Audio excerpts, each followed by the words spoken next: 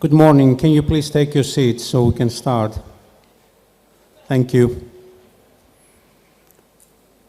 Welcome everyone to the second day of the annual conference. We're delighted to see you all again. I just wanted to make a couple of announcements before we start. First of all, outside in the whole area, there is a representative of the street magazine Schedia. It's a great initiative. It has been funded by the foundation. It's a great cause. So I will encourage you, if you see him around, to purchase one of the magazines. It is really a great cause and a great success. The second thing that I would like to say is that, as you heard yesterday by the co-president of the foundation, Andreas Drakopoulos, the next year's conference will take place in Thessaloniki. We are delighted to do so.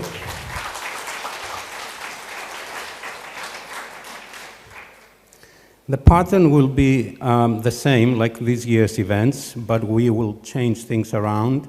The conference will take place first, and then the activities at the park will follow. And we are thinking, everything is tentatively at the moment, but we are thinking of the week of June the 20th, and you will get all the details as we move forward.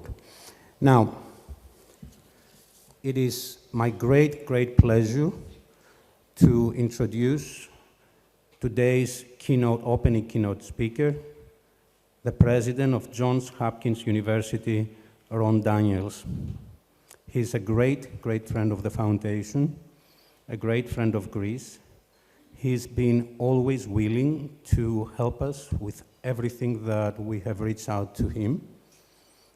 His intellectual capacity is impressive, and in some of the greatest initiatives and more complicated ones that the foundation has undertaken, he has always been willing to spend a lot of personal time talking with us about what we should do, what we can do, and how he can help. He will be speaking today about Baltimore's promise, making sure that the April crisis doesn't go to waste. Thank you.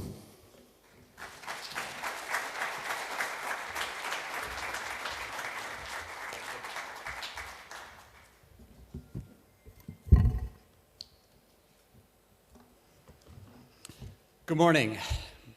2 months ago tomorrow, following a week of peaceful protests that were motivated by the tragic death in police custody of a 25-year-old African-American man named Freddie Gray, parts of my adopted city, Baltimore, erupted in protest and in violence. The world watched as cable news channels ran a seemingly endless loop of images, kids rebelling in our streets, looters ransacking our stores, and phalanxes of police moving in military formation towards civilian crowds. Networks airdropped their anchors into Baltimore to report live as the uneasy tension of the street protests grew ever more precarious.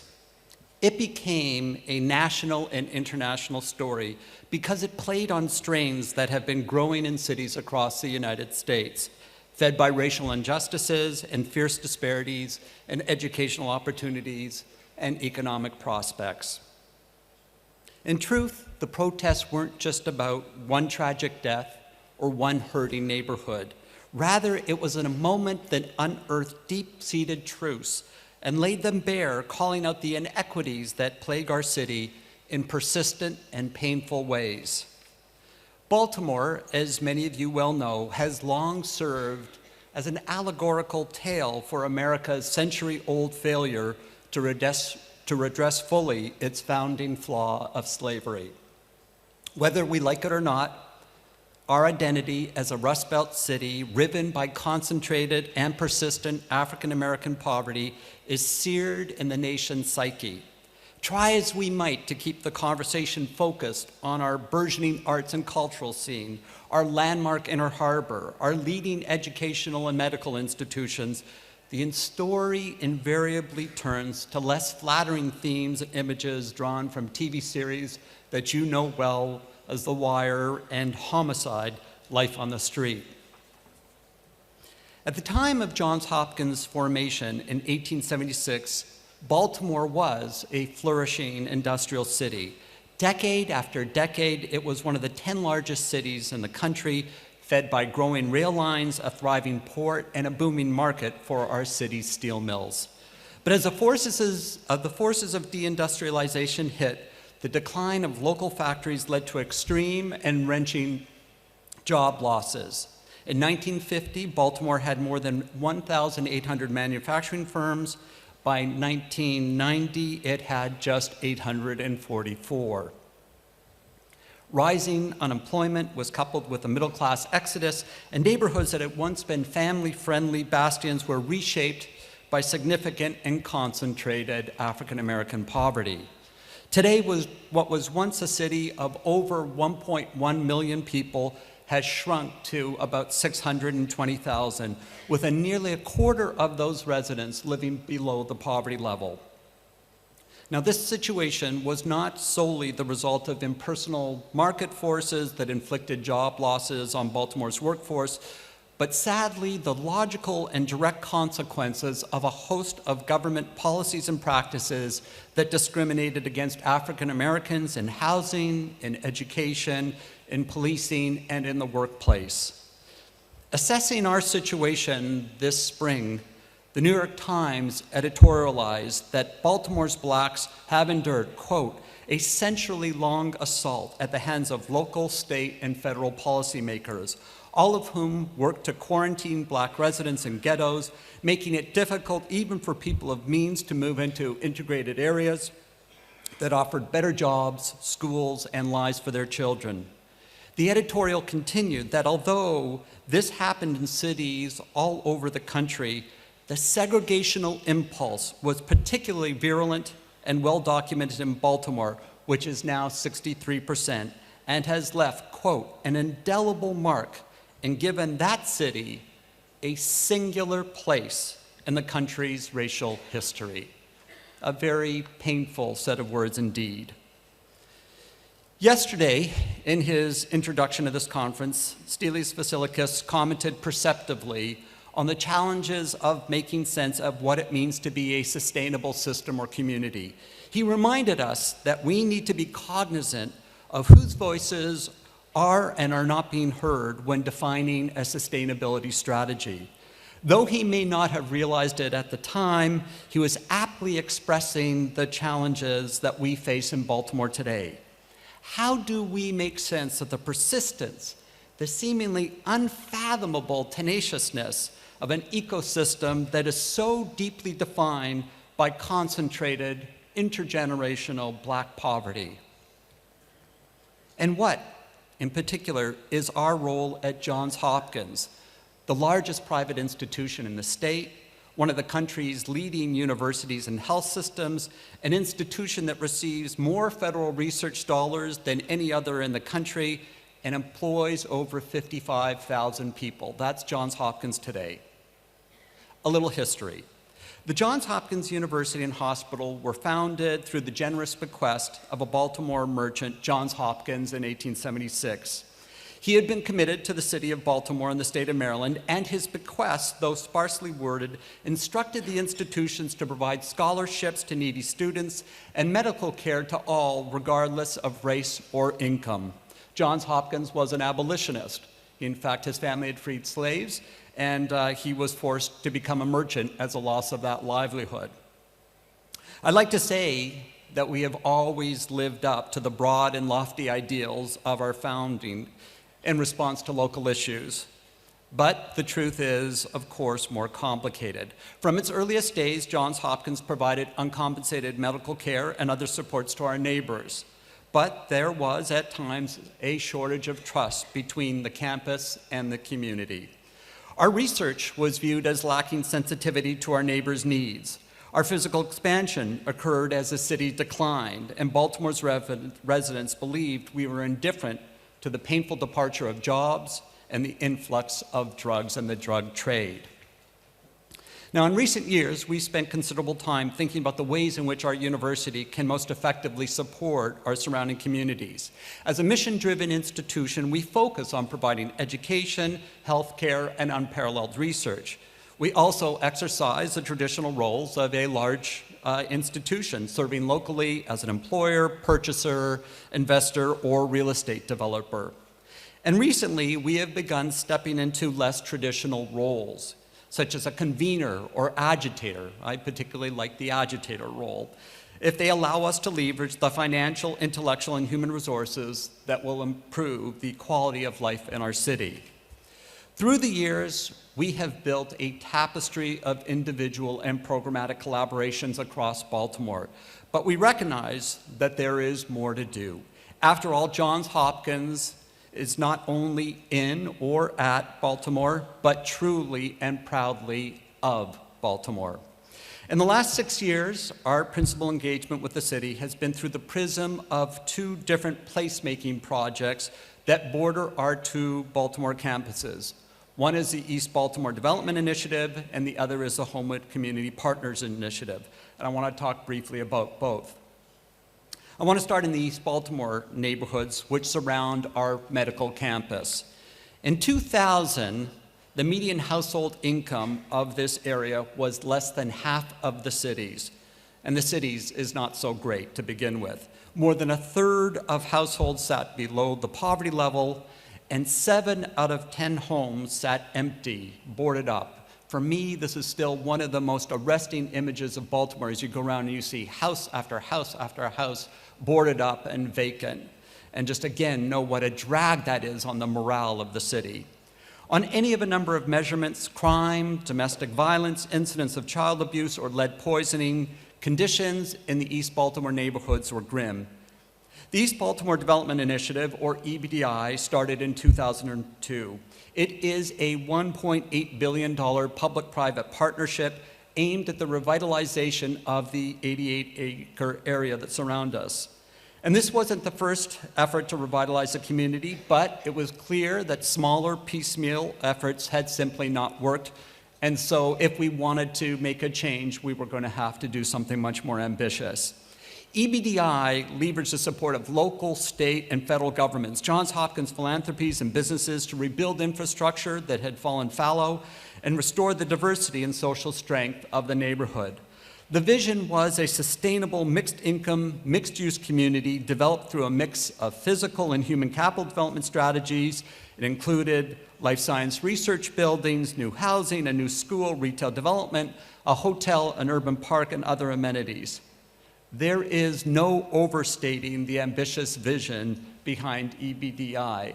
And of those of you who watch The Wire know, it was basically, it takes place in West Baltimore. The fact is, East Baltimore looks exactly like West Baltimore, and indeed, much of the filming of The Wire was actually done in the blocks right around our medical campus.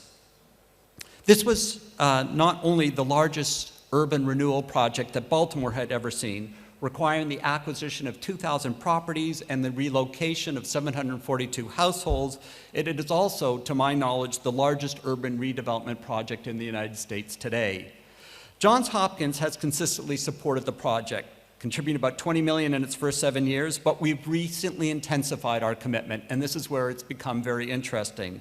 In the last 4 years alone, we spent or committed another $30 million, supporting projects ranging from renovating a local market to improve access of the community to fresh foods, to providing incentives to employees to buy homes in the neighborhood so we could stabilize the community through the purchasing power of our employees, to creating novel partnerships between Hopkins and, in this case, a national pharmacy to lure it into the development precinct. Most important, however, may be the fact that we made major financial investments in, and then in 2012 assumed operating responsibilities for the first new public school built in East Baltimore in more than 2 decades. Henderson Hopkins School is an elementary middle school that serves the children of neighborhood residents, relocated families, and people working within the EBDI district. It has become a force of stability for local families. Significantly, the school benefits from the involvement of almost every part of Johns Hopkins. Music programming by our conservatory, wellness programming by our School of Nursing and School of Public Health, and even sports clinics run by our varsity athletes. Henderson Hopkins is an all-hands-on-deck moment for our university. Now, I don't want to paint EBDI as an unalloyed triumph. It isn't, at least not yet. Progress has taken much longer than it should. Governance of the project is riddled by bureaucratic challenges. Budgets have been exceeded. Budgets have continuously been exceeded.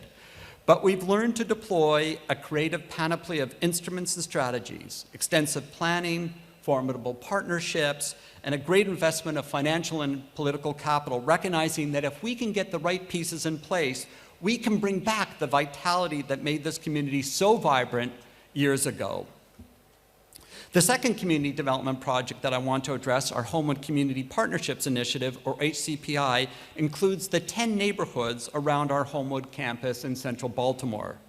Now, this is a stronger community or set of neighborhoods than what surrounds us on the medical school campus. But having said that, despite the strength of these communities and their proximity to us, they still vary very dramatically in the levels of safety, school quality, and housing, presenting a patchwork quilt or patchwork picture within a very small geographic area. Before embarking on this project, we spent more than 6 months engaging with community groups and interested parties from across the footprint. We let the community define what was important to them, and we stood back and let them have the space and the time to think about what they wanted from the community and then from us, rather than us telling them what the community needed. In these conversations, when they ended, we found that on 5 key issues: education, quality of life, housing, commercial and retail development, and local hiring and purchasing, we were more or less on the same page. We were aligned. And the result has been a 95-page report with 29 specific recommendations, a playbook of sorts for all parties. Now, about 2 years ago, Johns Hopkins committed $10 million to the effort, and we've since leveraged about $12 million more, a total that continues to grow. But this is clearly more than a financial investment for us.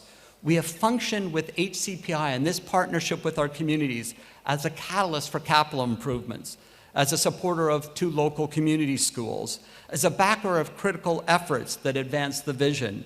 And we have started to shift the way we make certain real estate decisions, filtering them through the lens of this project.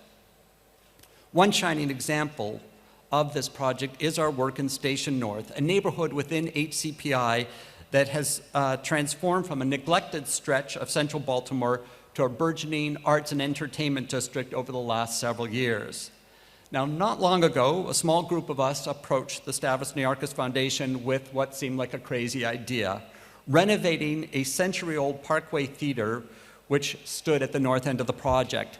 Now, the Parkway is this majestic venue with sweeping balconies and ornamental ceilings, and between 1915 and its closure in the 1970s, it lured throngs of visitors with movies and live entertainment. But tracking other parts of the city, the neighborhood's fortunes had declined, and despite a few valiant efforts, the theater stood empty, plaster chipping from its walls and ceiling, rodents scurrying around when you go in there to see the site. And we approached the foundation because we knew that it understood the potent force that arts and culture can exert on urban renewal. When it opens in late 2016, the Stavros Niarchos Foundation Film Center will become the new home of a dynamic local film festival which hosts films and filmmakers around the world. The building will include 600 seats, 3 screens, and spaces for live performance, and will stand as a centerpiece in the grand vision for Station North District. And across the street, and doing something that is somewhat unprecedented for us, we're moving our undergraduate film program to another renovated theater, creating an artistic hub in what was once a desolate center of the city. This is a few miles from our Homewood campus. And so again, the fact is, we are taking this project so seriously that we're moving our students and faculty into the center of this district so that we can really create synergies for the project. The Foundation's philanthropic contribution to this effort represents a visionary investment that will seed both artistic and economic opportunities for our city. Now, HCPI and EBDI represent just two of the ambitious ways in which Johns Hopkins is discharging its role as an anchor institution in Baltimore. But as important and potentially transformative as these projects are, we are increasingly aware that they're not sufficiently responsive to the magnitude, to the urgency of the challenges currently confronting Baltimore. As our city's frailties were so brutally exposed, we have been forced to find new ways not only of acknowledging the palpable pain that plagues our streets, but to address it in meaningful ways. Stated simply, our status quo is neither practically sustainable nor morally acceptable. And whatever initiatives we had previously been mounting under our community engagement rubric, it has become clear to us that we were going to have to do more, do it faster, and do it more intensively. What excites me, especially as an academic with a long-standing interest in policy reform, is the scope that this moment offers for non-trivial reform. We've heard the oft-repeated saying that no one should ever let a crisis go to waste. Implicit in this somewhat glib observation is the understanding that crises allow proponents to upend entrenched and self-serving interest who block change, who resist change, and enable real, desirable, and durable policy reform to happen. That is the perverse magic of a crisis. And so Johns Hopkins is doubling and redoubling our efforts in city building. We're engaging with city, state, and federal leaders in new ways and bringing insistent advocacy to a range of policy issues: health disparities, variances in policing practices and patterns, the woeful performance of our many public schools, and the lack of comprehensive summer jobs program for our high school youth. By the end of the summer, we will formally roll out a comprehensive economic inclusion program that will harness our heft as the region's largest private employer and allow us to support Baltimore workers and local minority-owned or women-owned businesses through clearly defined targets on spending, contracting, and job promotion. We're creating new programs to employ ex-offenders, offering the chance of good jobs and a career path forward after prison. Indeed, last year, we employed more than 120 such returning citizens throughout Johns Hopkins. And we're partnering with nearby schools to create innovative new curricula, opening fields such as mechanical engineering and computer science to our city's youngest students. We're seeing this spring's unrest and the truths that it exposed as a tipping point that will provide us with the opportunity to shed Baltimore's image as a place that embodies our country's most persistent flaws and to instead demonstrate the ways our city can represent the qualities for which the country is most revered and celebrated: can-do optimism, entrepreneurialism, shining idealism, and ingenuity. Earlier this week, on the evening that I flew to Athens, I attended a poignant event in a Catholic church in West Baltimore, just blocks from where the rioting took place. The organizers, a local advocacy group called BUILD, packed 400 people into the pews that evening, a makeshift congregation that included Christians and Jews, blacks and whites, rich and poor, pastors and policymakers. The topics and the testimonials were as diverse as the audience: jobs, safe streets, and youth opportunities. But there was a sense that all of us were in the same conversation, working in concert to change the long-term trajectory of our city. I close with this image, this truly exhilarating moment, because it's not the one that you'll see on the news. But it is fundamental, truly fundamental to our evolving approach to development, one that's collaborative and focused firmly on a shared and sustainable future. And it is just as authentic in describing the essence of our city as the arresting depictions of violence and despair that I mentioned earlier and that dominate media coverage. That night, that event was profoundly and deeply optimistic focused resolutely on the future we want to bequeath to our children.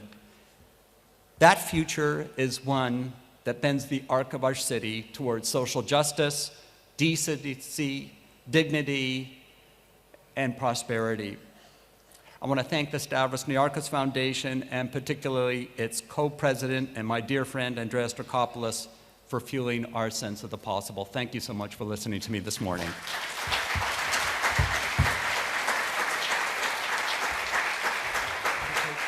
Yeah, sure.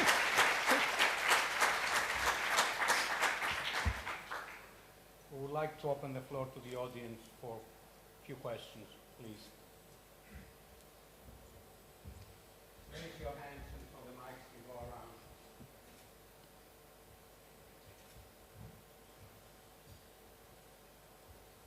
It's always, I've learned as a law professor, it's always this awkward pause until someone has asked the first question, and then it comes. So there's the first question. Thank you.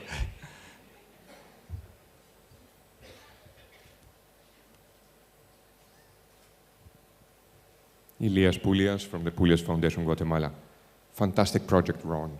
How do you make it sustainable? How do you project in the future when your brilliant leadership in EBDI, for example, fades away? You go away, who follows? And how does the community, how do you guarantee that the community keeps on going and they love it and they do it and they project in the future?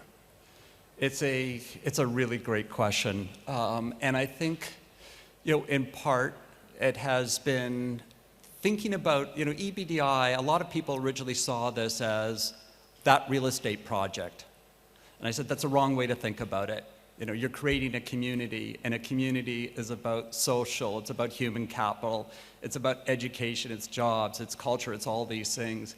And so, in thinking about that, you of course are thinking about all the various partnerships that you can forge so that this is something that the organizations that make for a great community will really embrace this and commit to its longevity.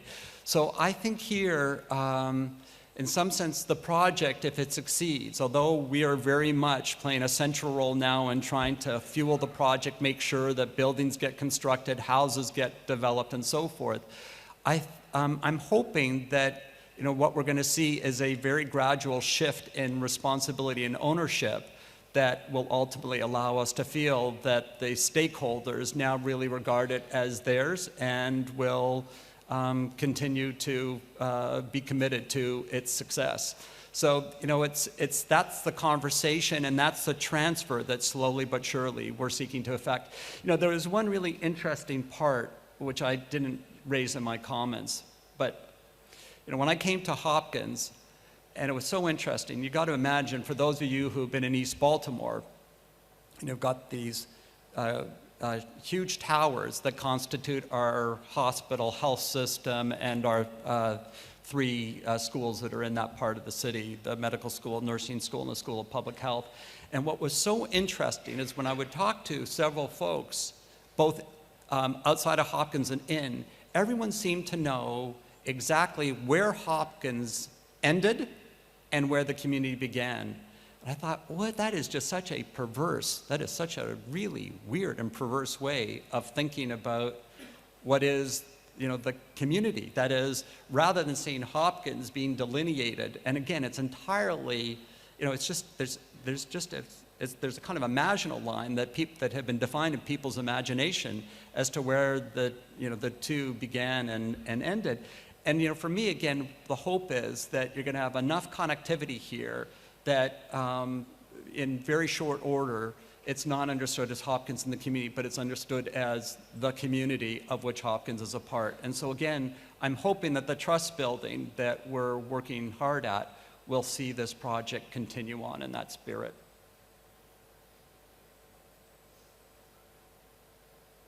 I see Tony Coles. It's always dangerous when your trustee follows you to Athens to ask a really hard question. But I know he's going to go easy on me because you were on my search committee, Tony, so if I screw this up, you're going to look bad. Tony Coles, this one will be easy. You talked about the lack of trust between the university and the city when you first arrived. Can you talk about some of the successful examples of how you've helped build that trust with the local leaders, with the community? Because as great an institution as Johns Hopkins is, it is only a part of the fabric of Baltimore. So some of the successful examples of how you've been able to advance the agenda for the city would be great. So, thank you, Tony. I mean, I think, as you know, these stories, particularly when you have an institution as large and as complex as a place like Johns Hopkins, there's not a single narrative. And what's been amazing, I have several colleagues who are here with us in Athens who have or with the Center for Bioethics and School of Public Health, and so they'll know well of what I speak. But there were just so many parts of the university for decades, if not longer, that were doing lots of things on a one-off basis in terms of forging ties with the community and building trust. On the other hand, we have these other moments when we stumble in various ways in the way in which we did real estate development or some other set of issues that become a galvanizing point for the community. And I think the single most important thing that we've been able to do is to surface within Hopkins, I believe, a sense of the deep connectivity between Hopkins and the city that I think has given broad scope for people who were doing these partnerships before in a field that they're getting attention, respect, endorsement for what they were doing. And I think that's slowly but surely just changing Hopkins, the way it interacts with the community, and that's been for the good. I will say, we're still learning, and there's still lots to be done. One very quick story that I mentioned to Tony last night. In the wake of the unrest following Freddie Gray, the city was really reeling from what happened. And again, it was in part the protests, but it was in part you're just staring at some of the neighborhoods and just seeing the magnitude of the despair. And what was really interesting was that across the university, in some cases led by deans, in other cases happening quite spontaneously, conversations that had never taken place in the institution between, in the case of the medical school, doctors, PhD researchers, and staff, the janitorial staff, the secretarial staff, who live in these neighborhoods.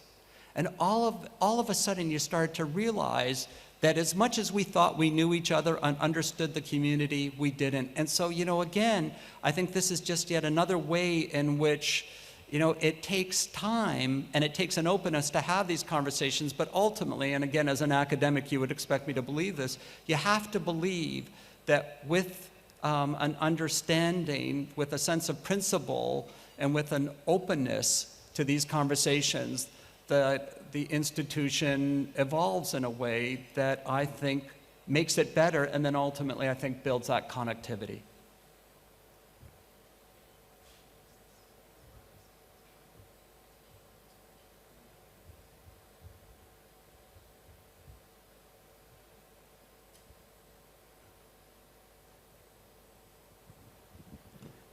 Ron, I want to go back to what Tony Cole said about trust. One of the biggest problems, to my mind at least, is urban flight. That has happened in Baltimore, that happened to Detroit as well, and devastated both cities.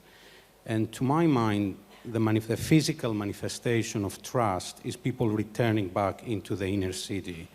Have you seen any of this happening through the efforts of Hopkins? Yes. Are people coming back? Yeah, slowly but surely it's starting to happen. I mean, and this is so interesting, but what we're finding, which is really one of the most encouraging things.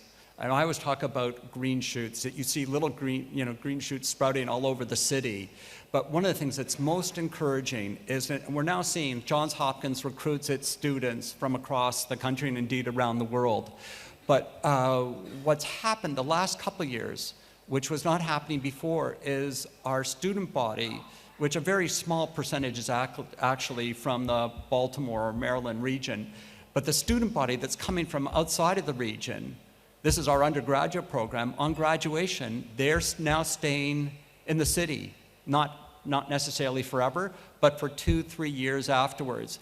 And I sort of see them as the canaries in the coal mine. If there's a proposition that lures 20-somethings with arts, culture, job opportunities, startup firms, all the things that we know are a critical part of the ecosystem, then I think that's something that ultimately will give us momentum. The reality is that the flight from the city, I think by and large, has happened. So, we're now seeing that the departures have stabilized. We've been a city of about 620,000, going up or down a few hundred, a few thousand a year. But that's sort of held. And so now you really have a sense that we can truly, having hit bottom, now you can start building back up again. And again, things like what we're doing, as you well know, in Station North, I think putting those kinds of propositions on the table it will ultimately feed this regeneration. Yes, you had a question. Did you? Yes, sir. Have you had any results in approaching some of the firms like Under Armour, who has significantly grown there in the inner city and has started to spread out? And I know that they do a lot of recruiting from Johns Hopkins. So Kevin Plank, who's this young and quite extraordinary leader of Under Armour, and I just were together a few weeks ago, and we're collaborating on a number of different things. I mean, again, this is what's great about Baltimore. And when people say, you have to ask this question, at what point are you fighting to preserve something that a city, a community that no longer has an economic rationale to it? I mean, it can't be the case that every post-industrial city in the United States has to be saved. In some cases, the most intelligent and humane thing to do is to allow people to move. I hope, that's not many places in the United States, but there are clearly some where there's just no longer an economic rationale. I think we feel good about Baltimore because of, obviously, the role that Hopkins plays, but the success of Under Armour and what Kevin Plank has been doing in the city. I mean, that's really the first new, exciting private firm that is not education or health system related to be successful in Baltimore, and to see that become an international brand. And Kevin has a deep sense of commitment to the city. So, he really understands the Baltimore proposition and has been a great partner with us.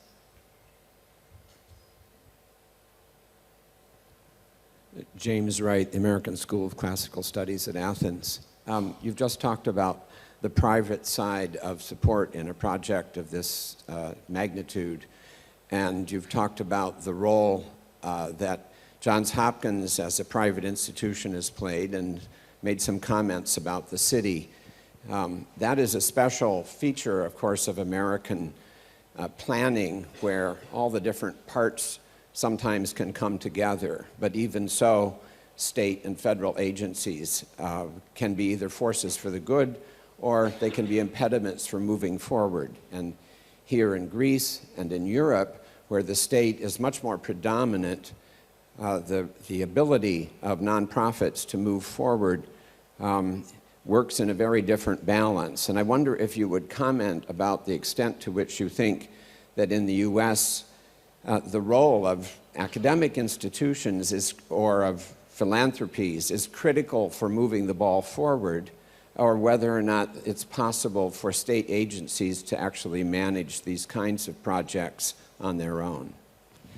I mean, this has been an important theme that was sounded yesterday, is the value on a number of different fronts, not just financial, but in terms of political strength, of ideas, of a range of different benefits that different players from public, private, and the non-for-profit sector can bring together these projects. I would say, in Baltimore, and again, I can only speak, I'm a Canadian, so I've been in the States for about a decade, and so I've lived in two different cities, Philadelphia and Baltimore, but in both cases, what I guess I'm most struck by is the singular role that philanthropic institutions are playing in a number of these projects that ultimately would be substantially strengthened, much more effective, were there to be more significant federal and state aid for them. So let's go back to Baltimore. Baltimore has this really odd challenge, which is that if you look at the city and the region around it, what you face now is a significant gap between a lot of the employers that are within region, the jobs that they have open, and our ability to get people within Baltimore to those jobs. Now, in part, that reflects a failure of the public school system. We're not doing a good job in the way in which we educate and train students for those opportunities. So that's part of it. But that's not the full story. The principal story, I believe, is one of transportation. I mean, it's remarkable how poorly developed are the public transportation networks between Baltimore and region. And again, it's back to this ugly story of race that seems to define a lot of the narrative in Baltimore. But the city suffers from not having a good east-west connection. The north-south connections, which as it turns out go from the city to the more affluent white suburbs, are actually quite robust. But the east-west connections are terrible. There's 2 projects that are now on the table that have attracted federal commitments of funding, but the state is now ruminating on whether, in fact, with a change in leadership, they're going to go ahead with that project. And, it was so interesting, but again, in the conversations that we had in the wake of the riot, when you started talking to some of the employees that we have at Johns Hopkins, and you just hear, it was amazing to hear what some of our employees have to do to get to work each day. It is a 2-hour trip to go a relatively short distance because of the lack of decent public transit. It's waiting for buses, transferring buses, but waiting and so forth. And again, the crushing weight of that time and the lack of infrastructure is again part of the challenge we face now. So, for me, if cities are, as we believe, the dynamic drivers of the modern economy, I think that we really have to imagine that a federal government that is going to get beyond its gridlock and start to see the ways in which it can provide a level of investment that is commensurate with the importance of our communities to the national economy. And you're just not seeing that. It's really, really unfortunate. And again, in so many cases, when you look at great projects that have happened in New York and elsewhere, Highline and so forth, it is philanthropy that often is on the cusp of making these things happen. And again, the dream I have is, what if you can have philanthropy and enlightened anchor institutions and state and federal governments that are amplifying the capability, then you really can be firing on all cylinders. Thank you very much.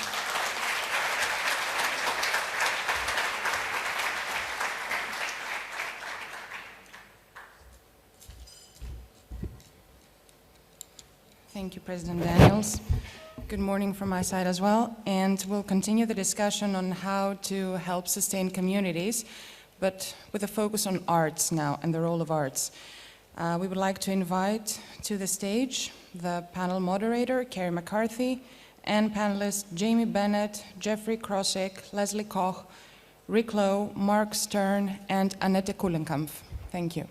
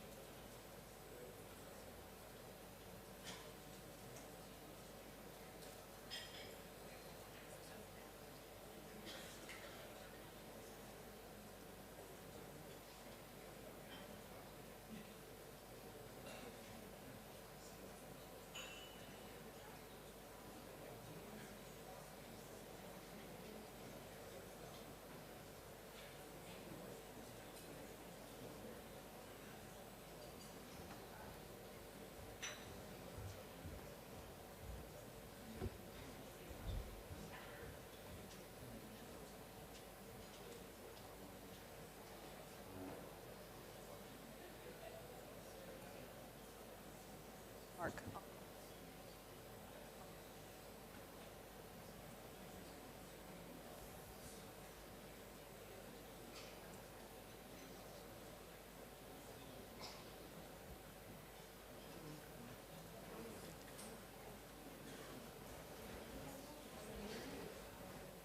Are we ready?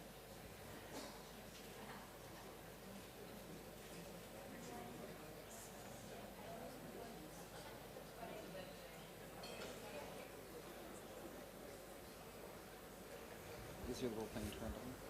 What? In your pocket. I thought the guy turned it on. Are you? Are we ready then? Okay.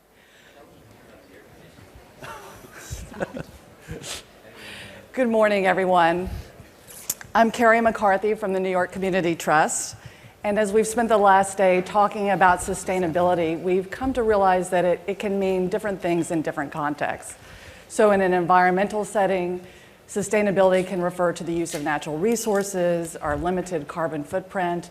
It can even define the kinds of buildings that we design and build, as we heard yesterday from Renzo Piano. Sustainability is equally important for foundations that want to grow and maintain an endowment to ensure that while we can help make grants and release funds to support the most important issues of our time, we can build and augment that endowment over time so that we can be in place to support challenges tomorrow that we can't even begin to imagine or conceive of. For non-governmental organizations, you think about sustainability in terms of making sure that your accounts balance, even as you're trying to transform and build your communities. And so this morning, we're going to be speaking about the revitalizing role of the arts in building and sustaining urban renewal and community development projects. So what do we mean by art-based placemaking and community development? Are we talking simply about putting beautifying murals on derelict and abandoned buildings? Are we bringing mainstream arts groups into poor neighborhoods without realizing that there may be an incredibly robust and dynamic arts ecology in place that may not be visible to the affluent eye of an affluent arts consumer? Are we paying attention to the economic impact, but are we also looking at the social impact that the arts can have in a neighborhood? So what has more influence over time? A high-profile,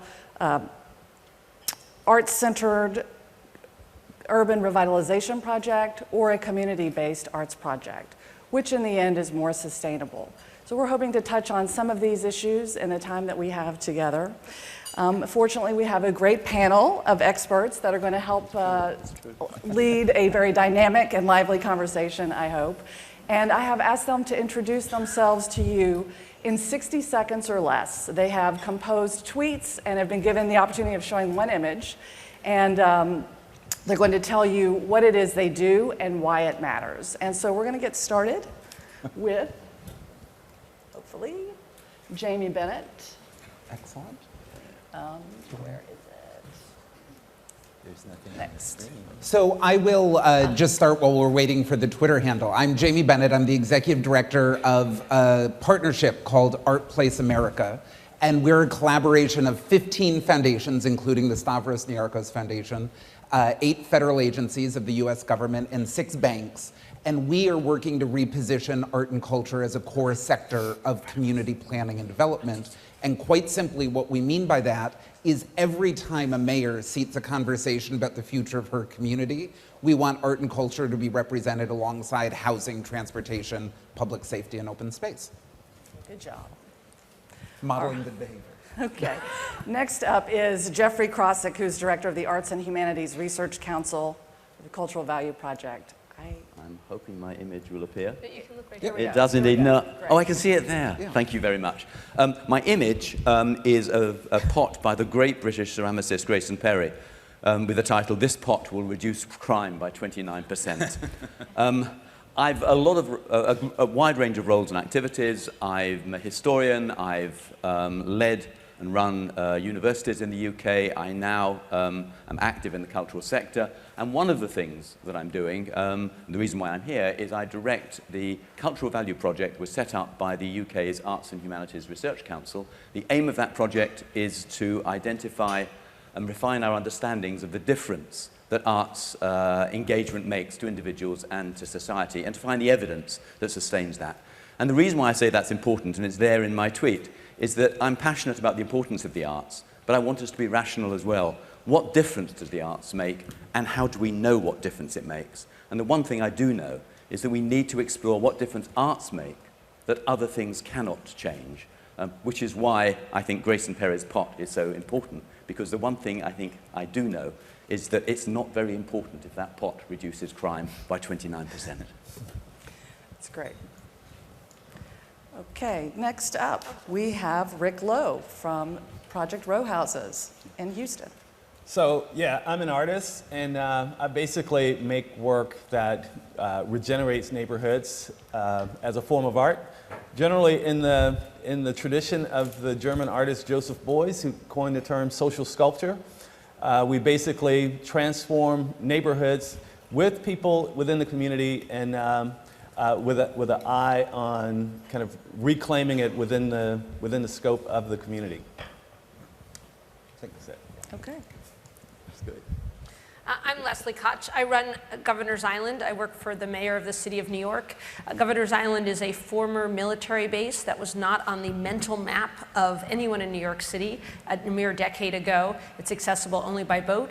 And we like to refer to the island as the island created by and for New Yorkers, emphasis on by and for, and that we've become New York City's shared space for art and play. And we believe very passionately in shared space and a broad definition of what is arts and culture. Yeah, my name is Annette Kuhlenkampf. I'm the CEO of Documenta in Kassel. Documenta is one of the most important exhibitions on contemporary art worldwide. And I'm here because Next Documenta has the subtitle Learning from Essence.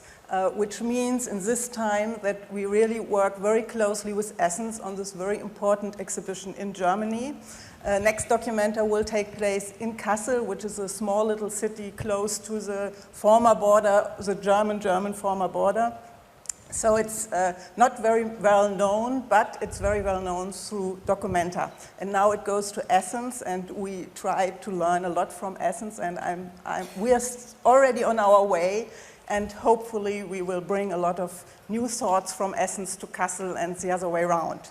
So I think Documenta is something about exchange, about really build up with art a new community, and that happens with the Documenta in Kassel, which was founded in 1945.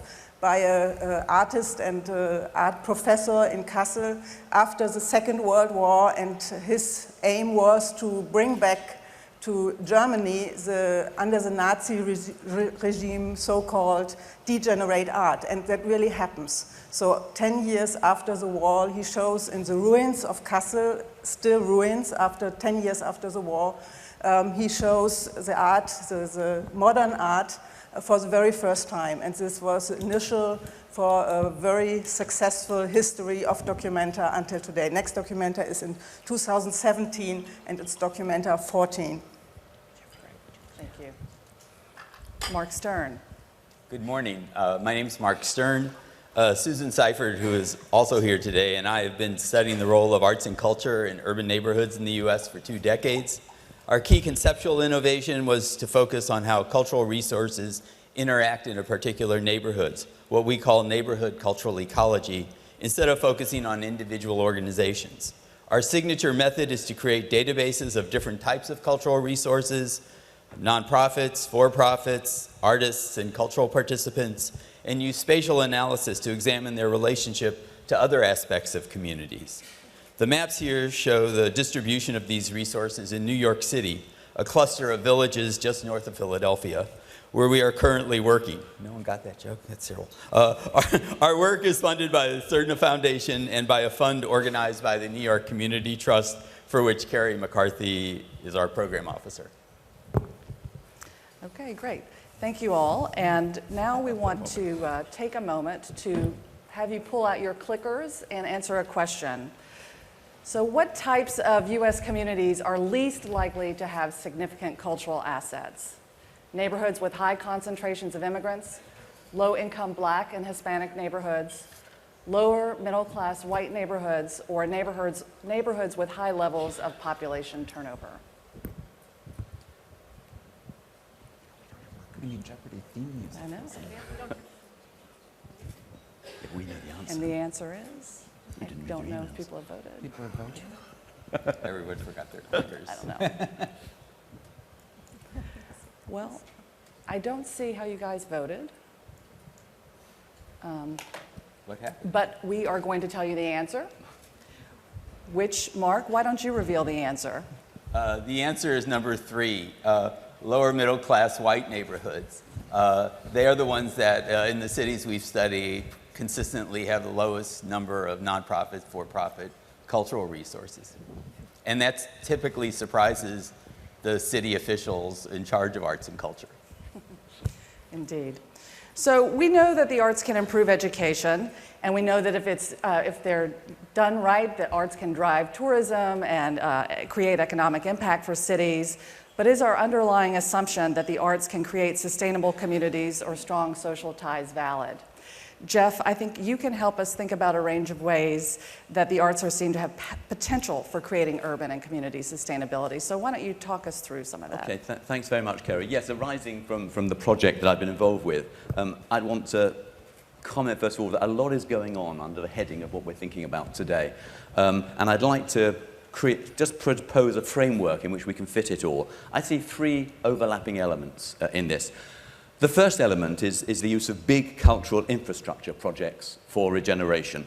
Over the last 25 years, we've seen these kind of regeneration projects in lots of cities across Europe and across the United States and now in the Far East to regenerate both the economy and the quality of urban life. The dominant discourse is that of the post-industrial city, and we see flagship examples like the Guggenheim in Bilbao, Tate Modern in London, Milan's reconstruction of its central Bicocca district around the arts and the university. And also across Europe, there are grand cultural projects like European Capital of Culture, which drives a lot of this change. And smaller towns, like seaside towns in the UK, are building art galleries and concert halls in the belief that it will regenerate them. So that's urban infrastructure. The second element, I think, in my framework would be creative placemaking, or at least creative placemaking as the term exists in the United States. It represents something much broader across Europe as well. You develop a cultural and creative presence in a city or a district in the belief that that will see the economy, the vibrancy, the community resilience grow. It describes something we see very widely, attracting tourists and visitors to an area because it's culturally vibrant, stimulating creative quarters or clusters where creative industries will sit, or encouraging an artistic environment where creative and knowledge workers will want to live. This exists very widely, and it's one of the big ideas in regeneration. And the third element of my framework is community arts, by which I mean community-based arts projects whose aims are to facilitate social benefit and social change. In the 1970s, this had a strong political dimension, to use the arts to strengthen communities and to mobilize them for activism. That's still present to an extent, but I think it's largely been displaced since the 1990s by arts projects which are meant to secure individual social benefits. That is to say, improvements to health or to education, to employability, to individual confidence. Common to both of those is the belief that by engaging with the arts, you build social capital and you build cohesive community networks. Now, I think all 3 of those fit inside a framework that we need to distinguish some of the elements of in the way we think about this issue of arts and community, sustainability and resilience. I just want to make 2 further brief words of clarification about the way we're talking about things. One of them is what we mean by community in these discussions. Are we concerned with the way in which a specific part of the urban space is revitalized, call it a neighborhood? Or are we concerned with the experiences of people living in a neighborhood? Big infrastructure projects and some types of creative placemaking may see the place stable, but the people moving on. And until we're clear about that, I think we might ignore the urban ecology in which our community sits and think that a district looking better means that the community is better as well. And the second point of clarification I'd like to make is about how people participate and engage. Community art seems to me the most participatory of my three categories. And that might mean that community arts have more potential for sustainable communities. And if one of the key issues for community sustainability is resilience, which is rooted in social capital and rooted in individual reflectiveness, then maybe participatory arts, community arts, arts engagement, which is so important for reflectiveness, may have a particularly important role to play in the sustainability of communities. Great. Kerry. Thank you. Mark, I wonder if you can illuminate for us the connection between the arts and social well-being in urban centers. Sure, thanks, Carrie. As I mentioned, we use this concept of cultural ecology to make sense of how the arts fits into a neighborhood. I thought it was particularly relevant in terms of the themes of this conference around sustainability.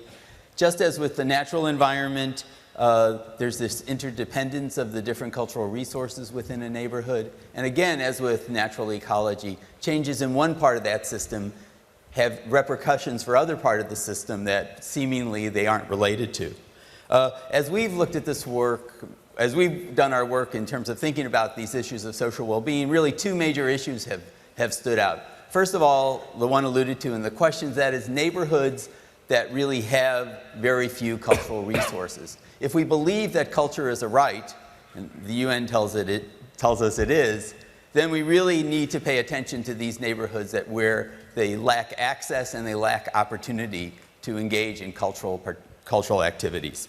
The second set of issues that we focused on is neighborhoods that do have these cultural resources and where there's this connection between the presence of cultural resources and other dimensions of social well-being. In order to study this, we've developed an index of 13 different dimensions of social well-being based on some earlier European work from the capabilities approach. These dimensions go from economic well-being to health, to environment, to political voice. 13 dimensions in all.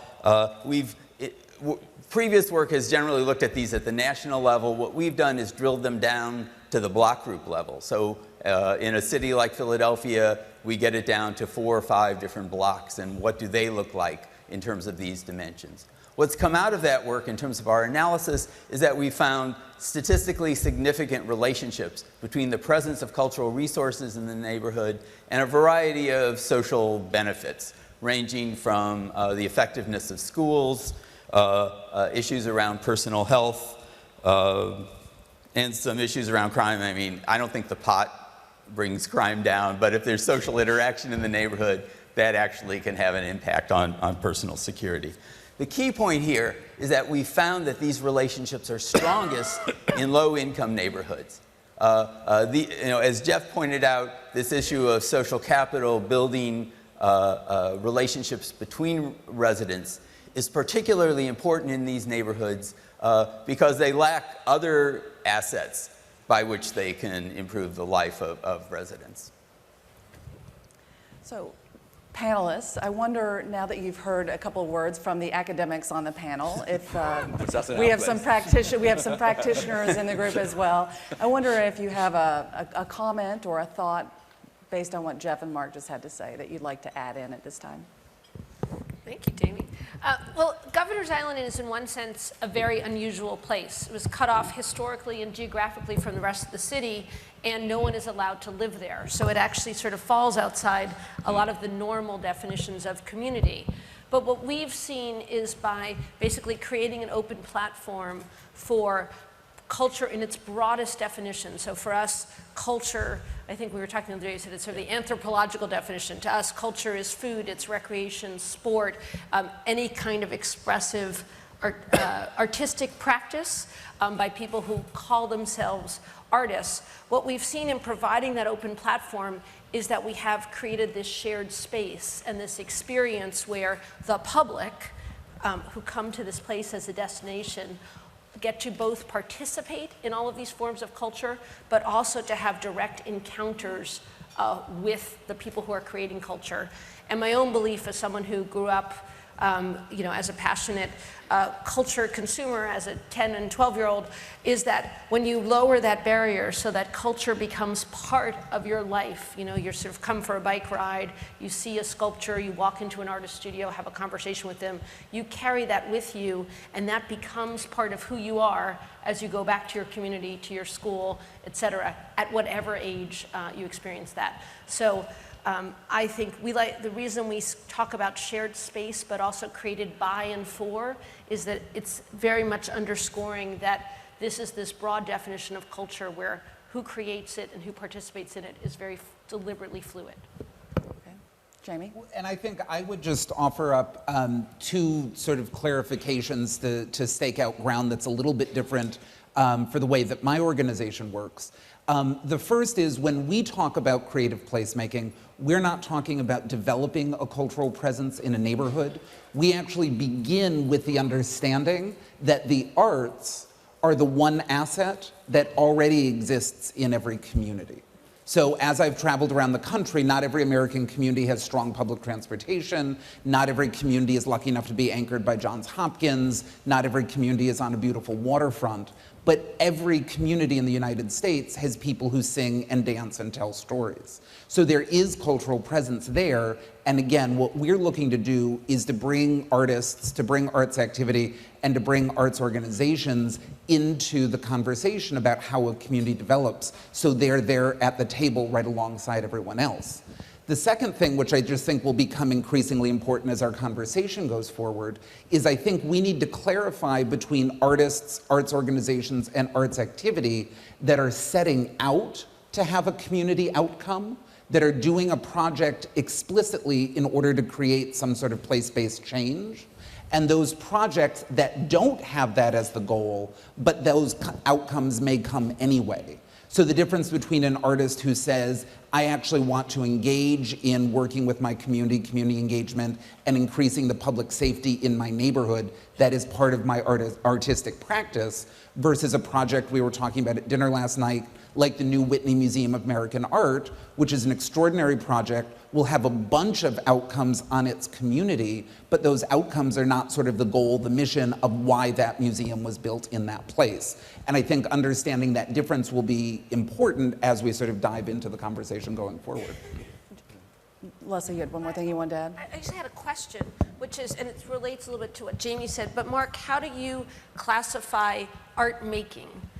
So what we're statistically in the States, we're looking at it, sort of an increase in people who identify that they themselves, they're singing in their church choir, they're scrapbook, they're doing things. So how does that fit in your spectrum of sort of resources and audits of a community? Someone who considers themselves in a creative process, they may not be selling that work or even connecting to a formal organization. Are you able to sort of quantify and capture that? Well, conceptually, we're clear on that, which is it's part of our measures of cultural participants.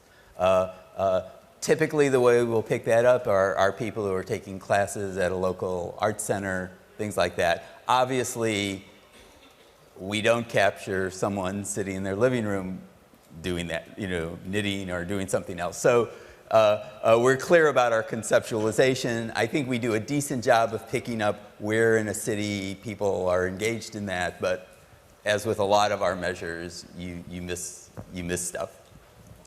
So, Jamie, I wonder if you can talk to us a little bit about, from your perspective, oh, I'm sorry, Rick, I didn't.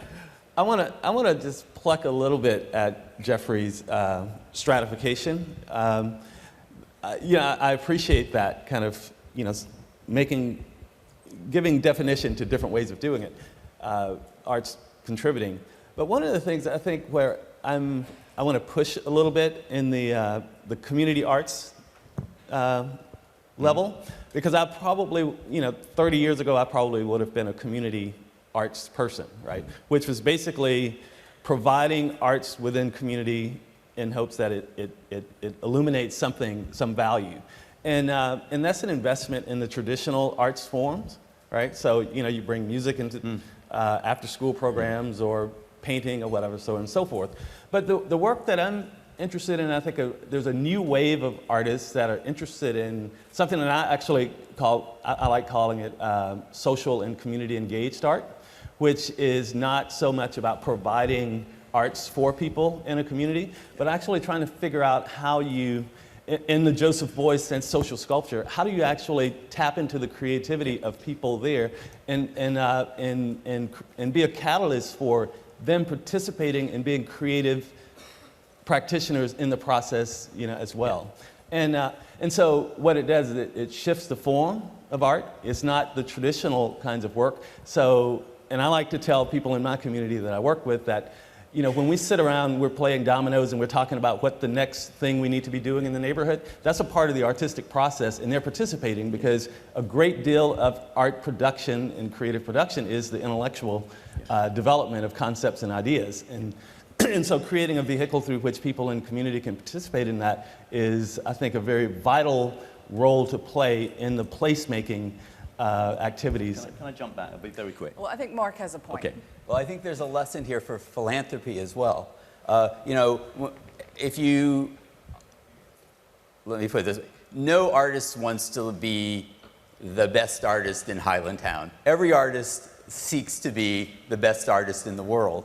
And there's a way in which very often the conceptualization of community arts in terms of funders is like, okay, well, we're just going to run these programs, for the kids in this neighborhood, and that's going to be great. But I think in our work, what we found is that artists really have that much broader vision, even if they're working in the neighborhood, even if ultimately their impact is in that neighborhood, that they do have that wider view. And I think it's a lesson for philanthropy.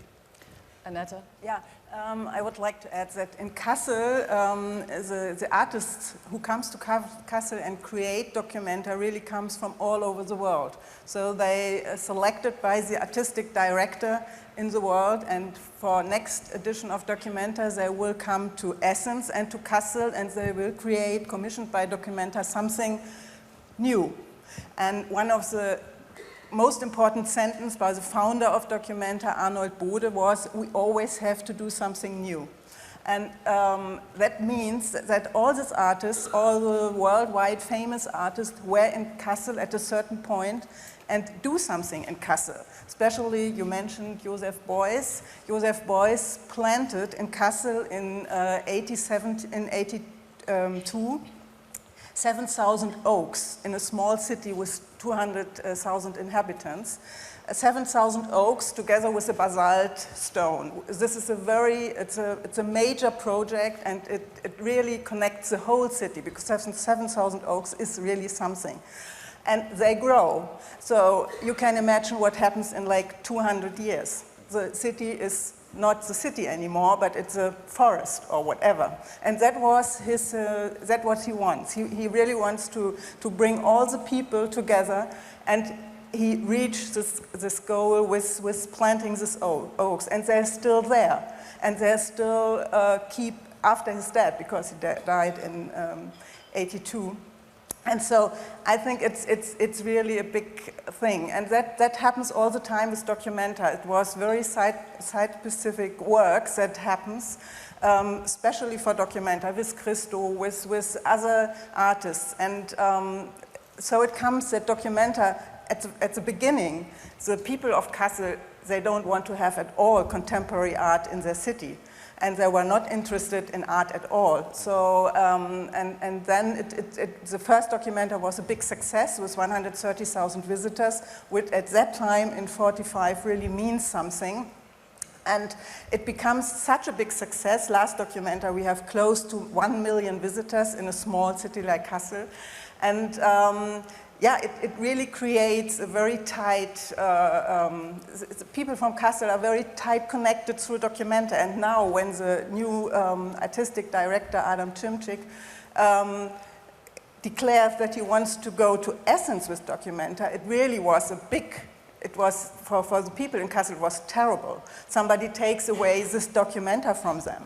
And Documenta is about contemporary art, so this is really not what everybody is interested in. But all the people from Kassel, from the region, from Germany, they go to Documenta, they have to be there. That is that gives the identity, the cultural identity to Kassel, to the region, and to Germany. And I think this is really very important to know, but it has to grow. We now celebrate our 60th Jubilee of Documenta this year, and so it really takes time, and really people have to understand how the power of art, and it's a great power, and it can really help. And now, in essence, we work very closely with the municipality here, with Mayor Camines. He's a great, really great person. And they told us, and they told it to the press as well, Documenta is hope for Essence. And I think if only that he says something like this, that really means something, that is not something you can create with anything. And that is a big responsibility for us as well, because I'm really not sure how we can do it.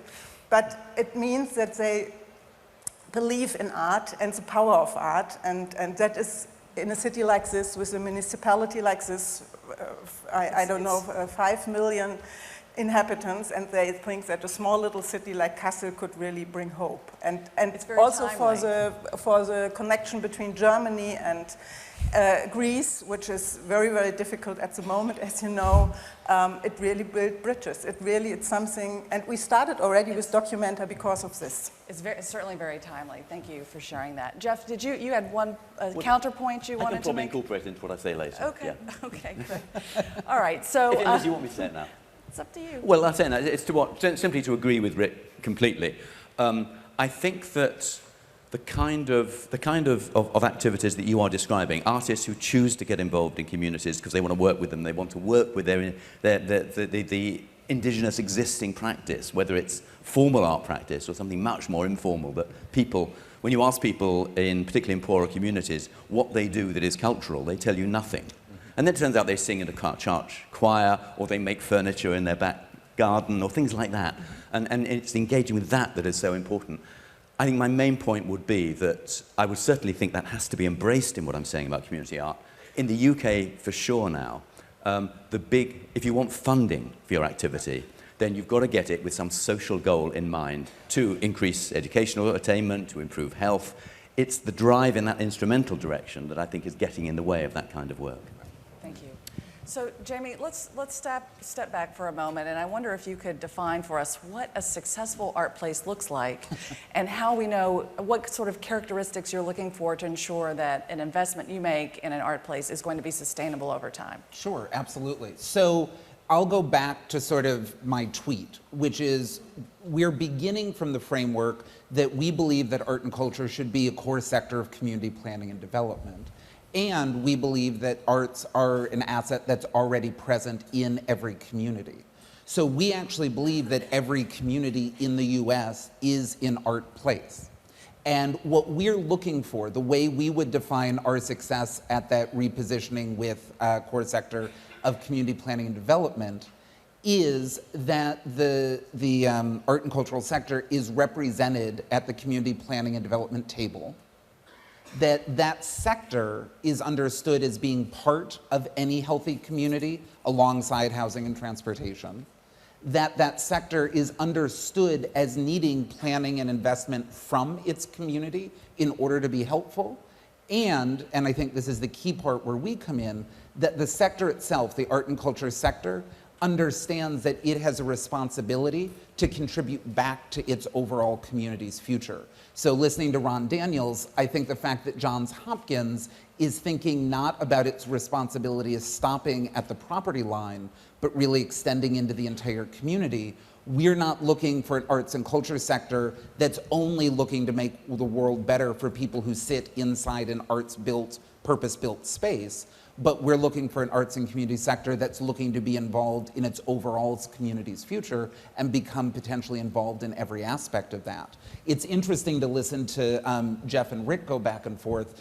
There's an artist based in Chicago called Michael Rode from Sojourn Theater, who talks about a continuum of artistic practice that goes from studio practice, so sort of an artist sitting by herself in a studio creating art, to social practice, which is an artist-led vision that takes place in a community and sometimes with community, to civic practice, which is an artist and non-artistic members of that community coming together to co-design, co-create, and co-consume something together. So there's a huge suite of activity that's very related, and I think depending on what we're trying to do with that continuum, dividing it up in different ways is useful. Great. Rick, you've already touched on a bit the intersection between arts and community development with your with Project Row Houses, and I wonder what advice you offer to people who come visit you, because people travel all over the world to meet with you in Houston and see what you've built. What are a couple pieces of advice that you offer them if they want to try to tackle arts and community development in a sustainable way? Well, generally, one of the challenges I think with Project Row Houses is that, its physical presence is within these houses, and so people kind of get seduced by what they see as a physical thing, and we do work in the physical realm, which is important. But that physical realm actually carries something that is social, that is kind of beneath the surface for a lot of people. The one thing that, and I think this goes, Jeffrey was talking about some. What are the things that the arts can do that others can't? And I think about Project Row Houses, what it's been able to do that others couldn't was, we've been able to bring the history of African Americans, a very difficult history, right? That's one of the biggest challenges for African Americans right now, is owning our own history, right? Because it's not seen with any kind of dignity. And so with us, really being able to create a narrative through using physical form and presenting it in a way that people could see it in a way that's not painful, and that creates a kind of sustainability of our history that a lot of preservationists have not been able to do.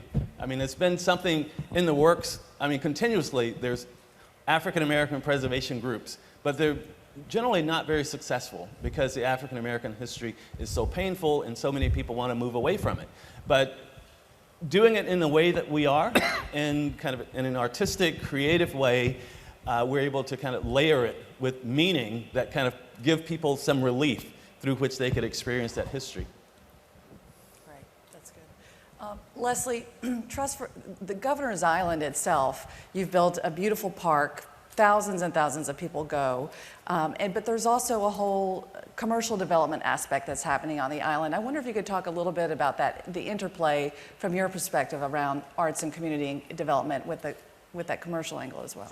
Sure. Ultimately, our goal is it's really an economic development project. So it's a 172-acre island. We have millions of square feet in vacant landmark buildings, many of which we make available as programming spaces for free for arts groups during our season, and then we have additional land set aside. In a way, sort of quite simply, we think about what makes cities interesting. They're messy. And so how do you make this abandoned, sort of non-attached place messy? You invite artists and anyone who calls themselves an artist and say, do whatever you want. And then that makes it a stimulating place. In fact, our first year-round residents, and again, you don't live on the island, are artist studios. So we've been able to then deepen that connection because artists are working year-round, and then during the season they have open studios. But in effect, we've created a different version of the word culture. There's a culture and a feeling to Governor's Island, and that's enabled us to say it's not just a beautiful place and has these great views of the Statue of Liberty, but there's a feeling, and the ultimate goal and our aspiration would be how do you sort of build from that feeling, which is really created by the interaction of the artists who create projects on the island with the public who participate and observe, and then create a culture that then can create that platform even for year-round activity. Ironically, one of the big dilemmas, and Rick, you and I were talking about this last night, is this, when we're talking about artists and community, there's that G word in the US called gentrification. Artists come in first, they make it a lively place, and then ironically for us, since we don't have residential housing, we're actually freed from that conversation. Makes my job in the day-to-day harder, but I think offers much more promise for this role of this shared space for the city as a whole. So what does it mean for the city to have a shared space that won't be gentrified?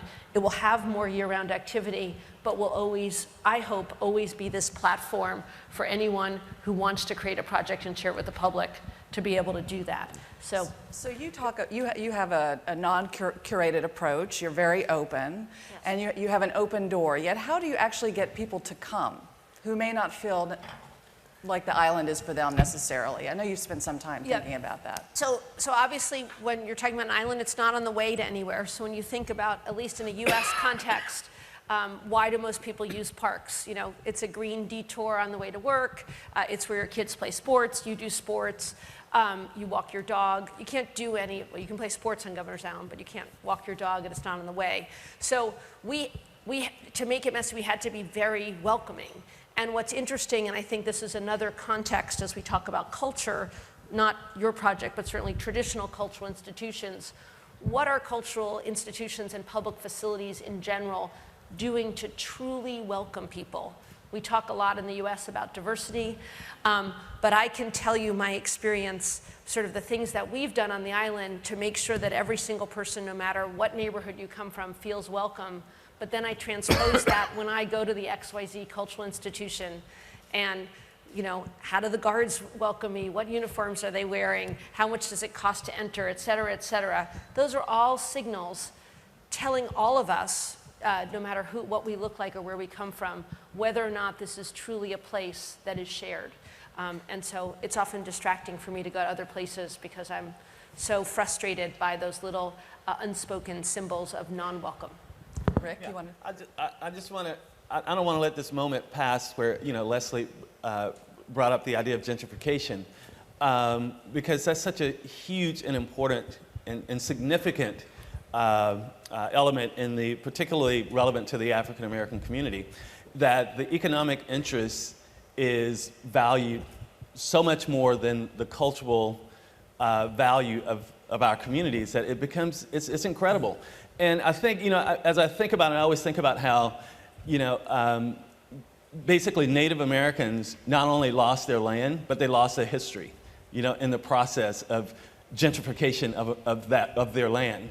And the African Americans, you know, our communities are basically, you know, the modern day Native American lands where economic interest is so great in our areas because mostly they're closer to the center of the city. And that economic interest is driving out, it's not just the physical aspects of the community, but pushing the people out and also diminishing the historical presence of our people, which becomes a huge important part, I think, to think about cultural production within in kind of developing neighborhoods. Great point. Mark, did you have something you wanted to add? Just, I think in terms of the issues of gentrification, you really have to be very fine-grained as you move from city to city. In Philadelphia, we've got 40,000 vacant properties, which means that we can literally have thousands of middle-class people move into a neighborhood without generating displacement. And you know, we're actually doing, as part of our current work, we're developing a method for getting a more precise measure of the relationship of displacement to the presence of cultural resources in a neighborhood. That, you know, so I think Rick's definitely right that it's not like an illusion that this stuff is happening, particularly in hot real estate market cities. But at the same time, I feel like there are probably 3 claims of gentrification for each actual case where it's happening. Let me just say that. So, yeah, we really I mean, like each other. Yeah, there are places where people may, you know, where there's not displacement, physical displacement, but the element that I'm really concerned about is the cultural displacement, right? Because, you know, you can have the same amount of people, you know, African Americans in a neighborhood or Latinos or whatever in a neighborhood with an infusion of new people in. But the power of that infusion just dominates the cultural identity. Yeah. And so all of a sudden, you may not displace people, but you've displaced the culture. That's my point. Jamie. Rick made exactly the point I wanted to make, which is, in general, I don't find the framework gentrification a helpful framework to get to solutions. I think you have to dig in and get to that involuntary displacement. And as I've traveled the country in the US, I've seen three kinds of involuntary displacement. There's the physical, which is what Mark was talking about, and we don't have a lot of that in the US, right? In the oil boom in the Dakotas, you do have millionaires living in their trucks because there's literally no housing stock. But outside of those two states, we don't have a lot of physical displacement. We have economic displacement, which we've seen in cities like Detroit and Baltimore. As services return to certain neighborhoods, longtime residents have gotten pushed out. But I think Rick has underscored an important point that Leslie also made, which is that issue of cultural displacement, and that we, at least in America, do not equally welcome all bodies into all public spaces. So in Echo Park in Los Angeles, a new park was being built in a community that I think is 93% Spanish speaking. 100% of the signage went up in English. So a very clear message is being sent culturally about who is welcome there. I live in Brooklyn, New York, and as a white man who usually wakes up in the morning and puts on a suit, I can go to any public place in Brooklyn and I'm seen as activating that space. If I was a male of color, I would be stopped and frisked. Right? And I would not be culturally welcomed into all those public spaces. So I think digging into these underlying issues rather than just sort of saying gentrification, oh, isn't it bad, it may exist, it may not, gets us into some more solutions. And I think the arts, as folks have been talking about, actually are an important pathway to solving some of the potential cultural displacement issues. So I just think this is one of the most important conversations for us as a community to have. Can I add something on that then? Sure. Because I think I think it's been really interesting, this discussion on gentrification, in refining what becomes a slogan. There is still something going on which damages some communities and some people, and we shouldn't therefore sort of qualify it out of existence. But absolutely right, what Rick and Jamie have said, really important on gentrification. There's something else going on, though, which is particularly evident from the UK evidence, and that is that it's not just people that are being displaced where gentrification happens, but creative production is displaced. You see a community that builds its value and its rental values and its property values on the fact that artists and all sorts of cultural organizations are working there.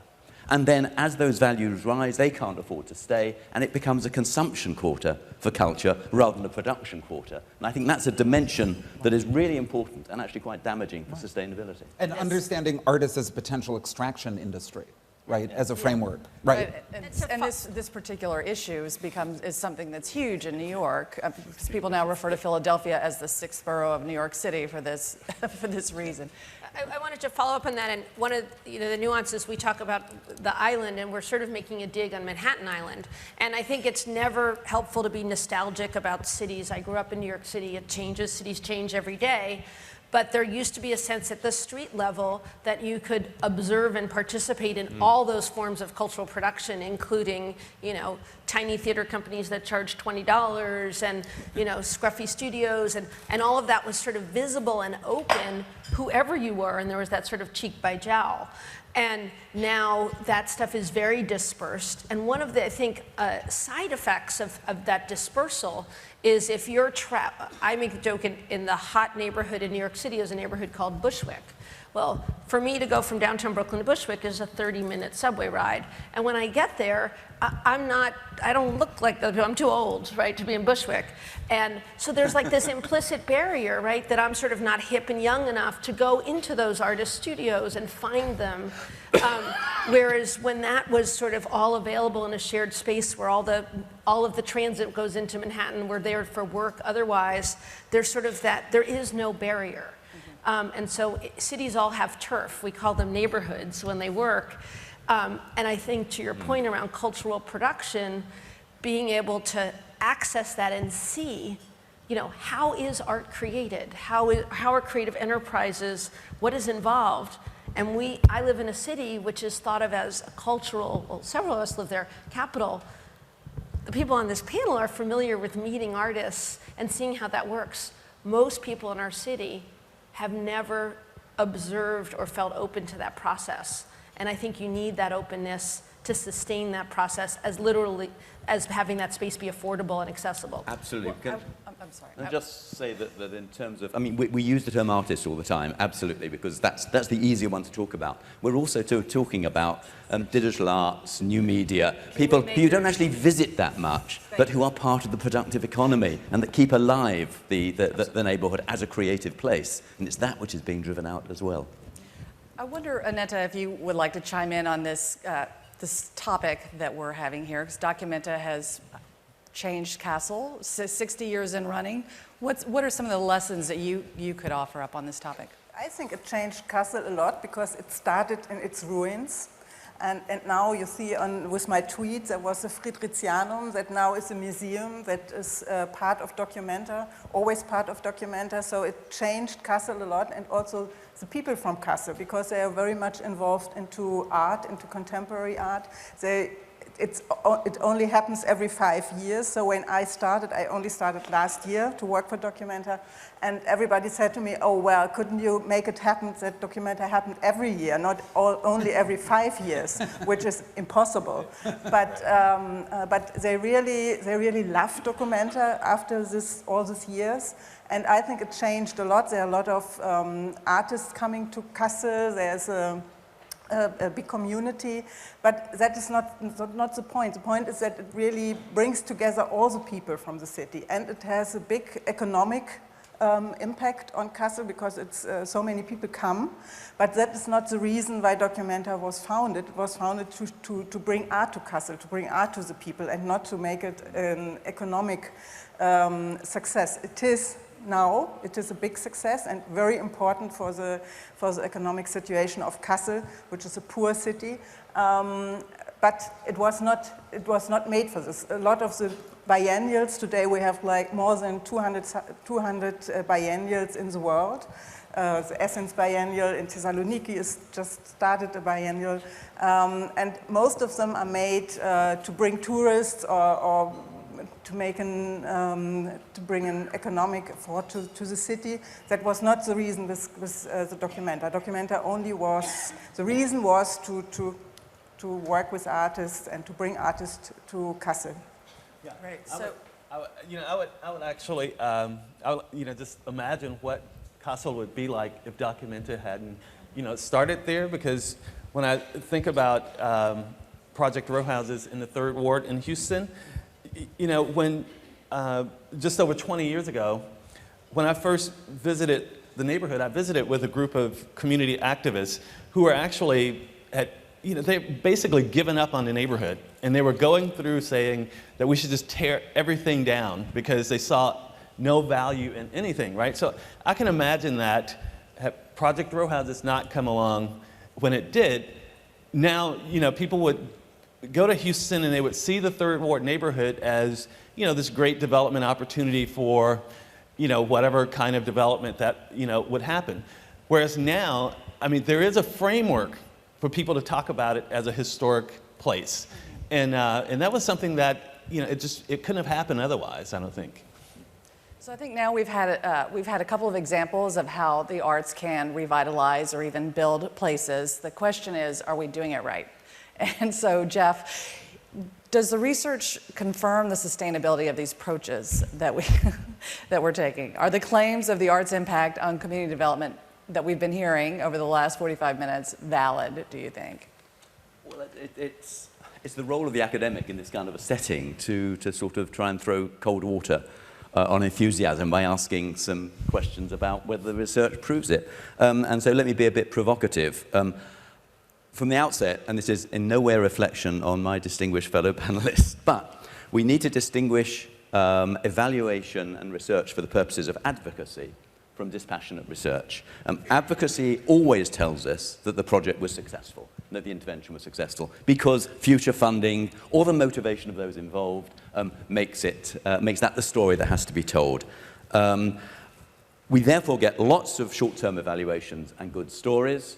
And I'm told that this quote, one of my favorite quotes, was used yesterday, but I'll use it again today anyway. The plural of anecdote is not data. And we need to recognize that we need to get beyond the stories. Now, actually, for the UK, and I think for the US, research itself is more skeptical about the claims of arts interventions of the different kinds in achieving the outcomes that we're talking about. It is not proving that they don't have them, but it's more skeptical about whether it's been established or not. One point that's come up in our discussion already is that a narrative was built up in which the renewal through the arts of the urban infrastructure and of urban communities was the same thing, when we know that a lot of artistic interventions, particularly the big projects, end up exacerbating inequality rather than reducing it. I'll be brief on the big infrastructure projects, because in a sense we haven't been talking about those, but I think we need to be careful, because that's what city planners often think about. And Ron Daniels was very positive about these as not being projects simply that were going to stand there and have an effect on their own, but an awful lot of enthusiasm lies behind these kinds of projects, and we know that the rigorous evaluation of the big infrastructure projects is that they do not give a return on the expenditure put in them.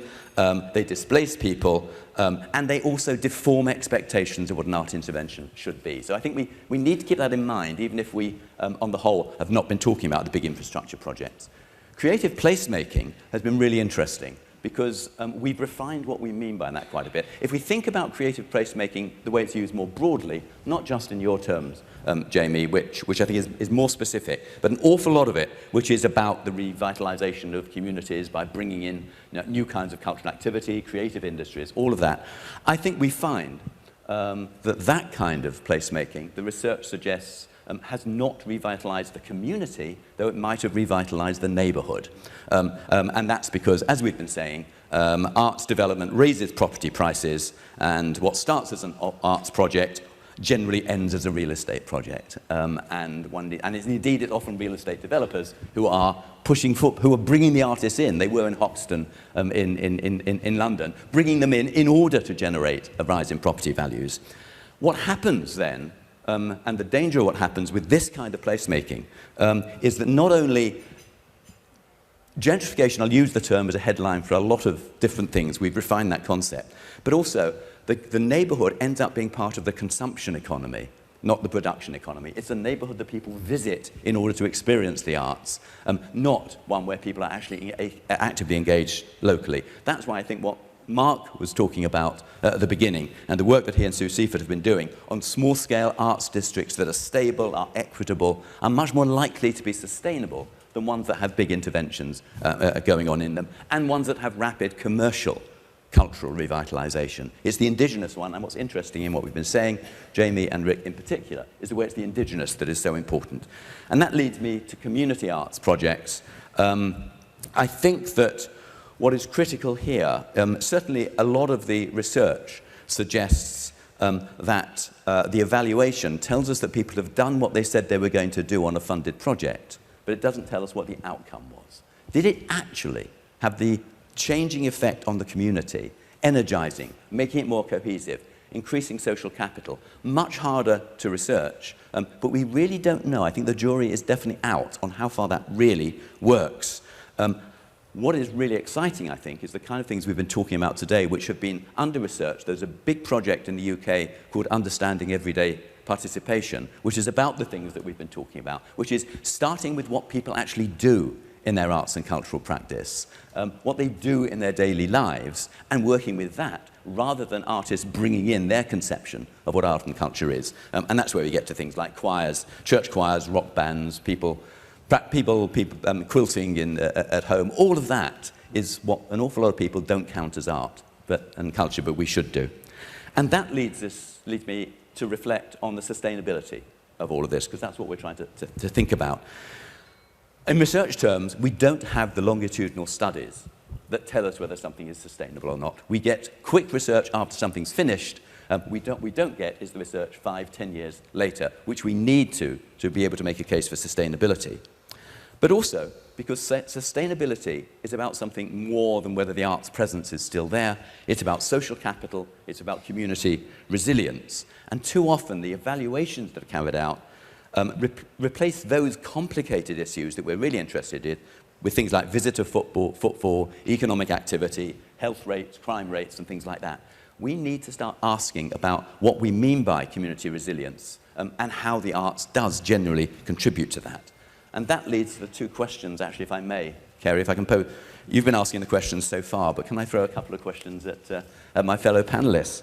The first one goes back to something I said right at the beginning, and that is, what's special about the arts? Many of the benefits that are identified with arts presence in communities and in parts of the city are about new buildings, fun venues, cafes, shops, social projects. Would all of those have had the beneficial consequences they had if they had beneficial consequences, even if they were nothing to do with the arts? People in poorer communities respond in some ways to having a project that's about attention and attention to their needs. What is it that the arts brings in that other things can't do? And that's true of all the kind of developments I'm talking about, the big venues, the arts environment, the cafes, the shops, all of that. What is it that goes beyond that and tells us about arts engagement, arts provision, that is different, including different for the issues we're talking about in terms of community sustainability? And the second question is even more challenging. How do you know the impact and the success of, and we had some great stories here about impact and success, how do you know that that happened? What kind of evaluation do you do? And if the evaluation is going to convince, then you must have found some results that disappointed you and that you didn't want to know about. And have you done so?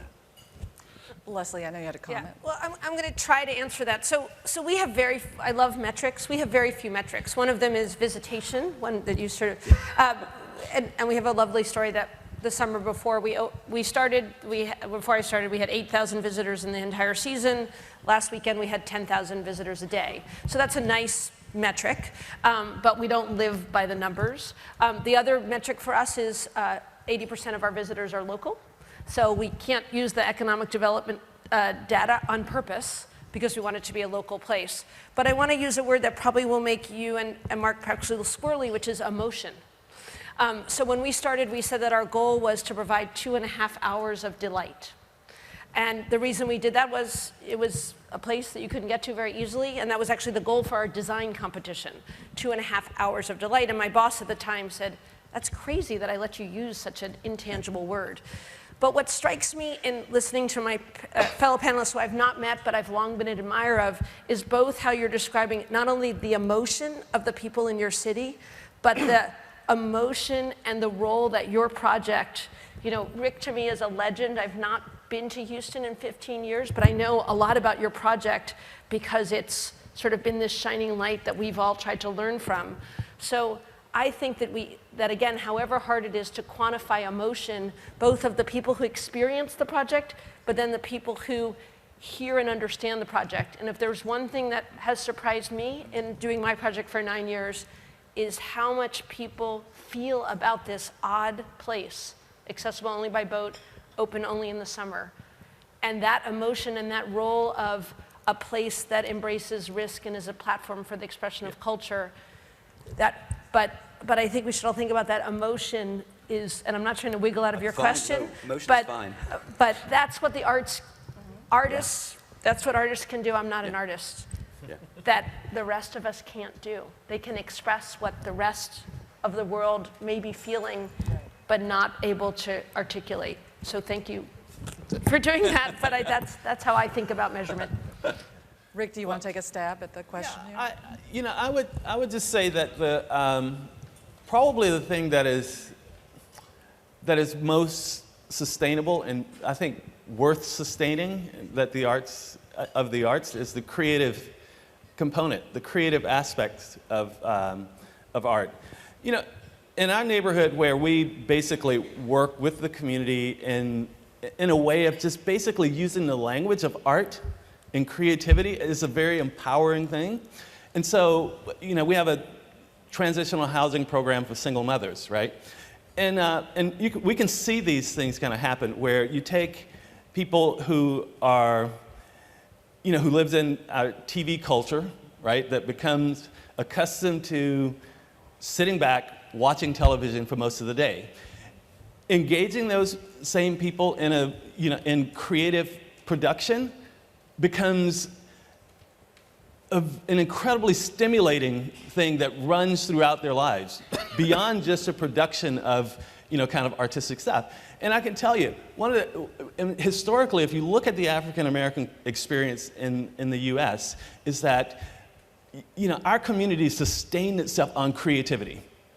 I mean, after slavery, there wasn't government support. It was like people had to be creative, and there were thriving cities and neighborhoods that happened because of that creativity. And over time, that creativity was kind of sucked out through the mundaneness of a lot of the modern technologies. And so being able to infuse a sense of creativity in people's lives is the most powerful thing I think that we can do, and it's the most sustainable. Is anybody else? Annette? Yeah, we do evaluations for each documenta and asking visitors if they, where they come from and so on and so on. And 96% said that they would come again, next documenta, even if it's only 5 years ahead. 24% are from the region. I think this is also very important. It's not only because of numbers, but it's showing that documenta really means something to people. And I think the artists bring or give the world a new expression. They help people to understand better in which world they live, and they are ahead of everything in a way. And so I hope that not with these figures, but this will hope in essence as well, to explain the situation in which we are live. Do the people tell you that, or are you interpreting that their enthusiasm is there in wanting to come again? But do you ask them what difference it makes to them? The kind of things you're just saying, the impact it has on them. Do you ask them about that? They were asked about that. We worked together with the university, and they were asked why you are coming, and they are telling us these things. And I think this is very important. This really makes the importance of documenta. And documenta is something that is really for everybody. There's not an elite or only for the art world, but it's really for everybody, and everybody is coming and is involved in a way. Okay, great. Jamie, you wanted to answer Jeff's question? Yeah, we can. Well, just go for it. Well, just what I would say is that I have to talk to a lot of mayors and city planners, are the folks that I talk to going around. So the framework that we tend to talk about is that the arts can do a lot of things that are just good community planning and development. Because most art is consumed in person, in real time with other people, it leads to increased foot traffic, it changes a neighborhood's identity, and it helps drive a local economy. But even me, who runs an organization called Art Place, is the first one to say that if you want foot traffic and a strong local economy, a soccer stadium, a multimodal transit hub, or even a big box shopping store might do those things more. So when I talk with city leaders, I talk about sort of the unique value add of the arts, and the research that they tend to respond to is there's Gallup is a national polling organization in the US that investigated what drives community attachment, what causes someone to call a place their home, to put down roots and become invested in it. And the top 3 drivers of community attachment across the US are social offerings, something to do, openness to new ideas, openness to new people, and aesthetics. So I would say the top 3 drivers of community attachment are the arts.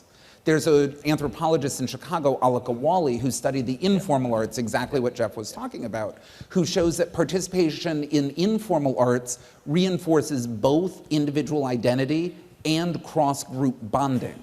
So the informal arts, she actually posits, are the pathway to an integrated society that doesn't involve assimilation. So I don't need to become more like you to become more closely bonded with you. So the arts also drive social cohesion.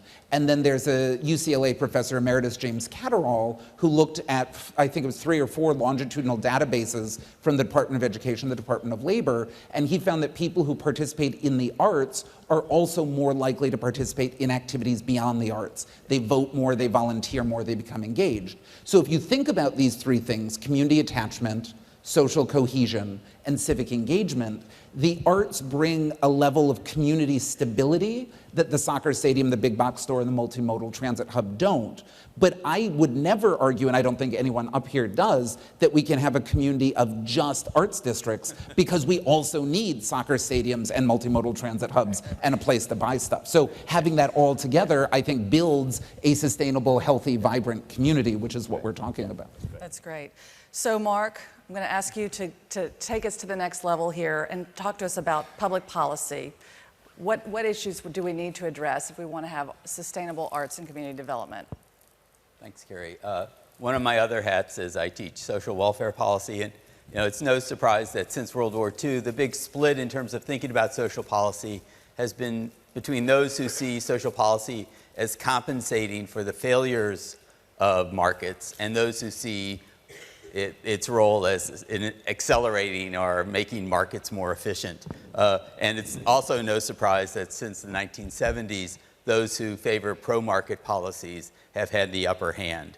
That work has, by and large, seriously underestimated the nature of market failure.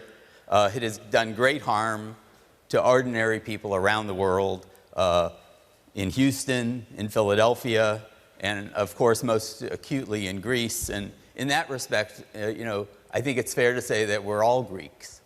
If I look at it in terms of cultural policy, I guess I'd say there are kind of three takeaways from it.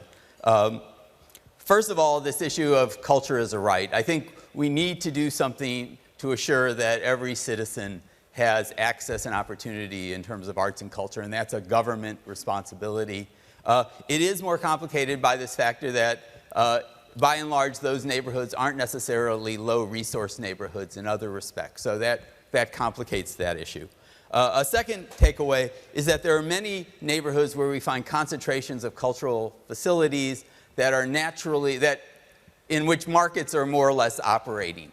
And in those communities, we really should have a hands-off approach. Unfortunately, foundations very often like those neighborhoods for investments because they're easy wins. You take a neighborhood that's on the edge of revitalizing, you fund arts and culture in that neighborhood, and you're going to find obvious success at the end of it, although not necessarily the greatest benefit. From my standpoint, and I guess this echoes Jeff's point, I think the real priority in terms of policy is what we refer to in our work as civic clusters. These are neighborhoods in low-income neighborhoods that, in a sense, are defying the odds, that have a vital cultural life despite the fact that they're facing very serious barriers in terms of economics and what comes up on that. One of the challenges we have here, and one of the reasons we do this work on social well-being, is that generally in those neighborhoods we can find non-economic success of the arts, but because of these other barriers, that doesn't necessarily lead to economic vitality and economic prosperity in those neighborhoods. So in a sense, by not having good measures of these other non-economic elements of social well-being, we tend to underestimate. So there's a set of, in economics terms, what you might refer to as positive externalities that are coming out of the arts that we're not successfully measuring, and therefore that we're seeing an underinvestment in those areas. So those are kind of my three policy. All right, thank you for that. I wonder if there might be a question from the audience or two. Anyone? There's one in the middle there. Oh, I don't see the...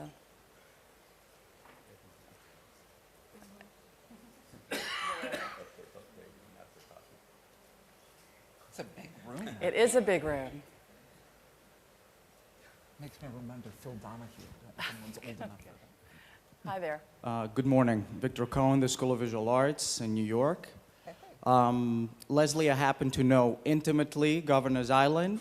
And it seems like there are connections and after product that comes out of it that I'm sure was not in the initial thinking. Because 2 years ago, I met the printer that actually editioned a new series I have showing at the Benaki Museum here in Athens. So there is some Governor's Island DNA right here in Athens.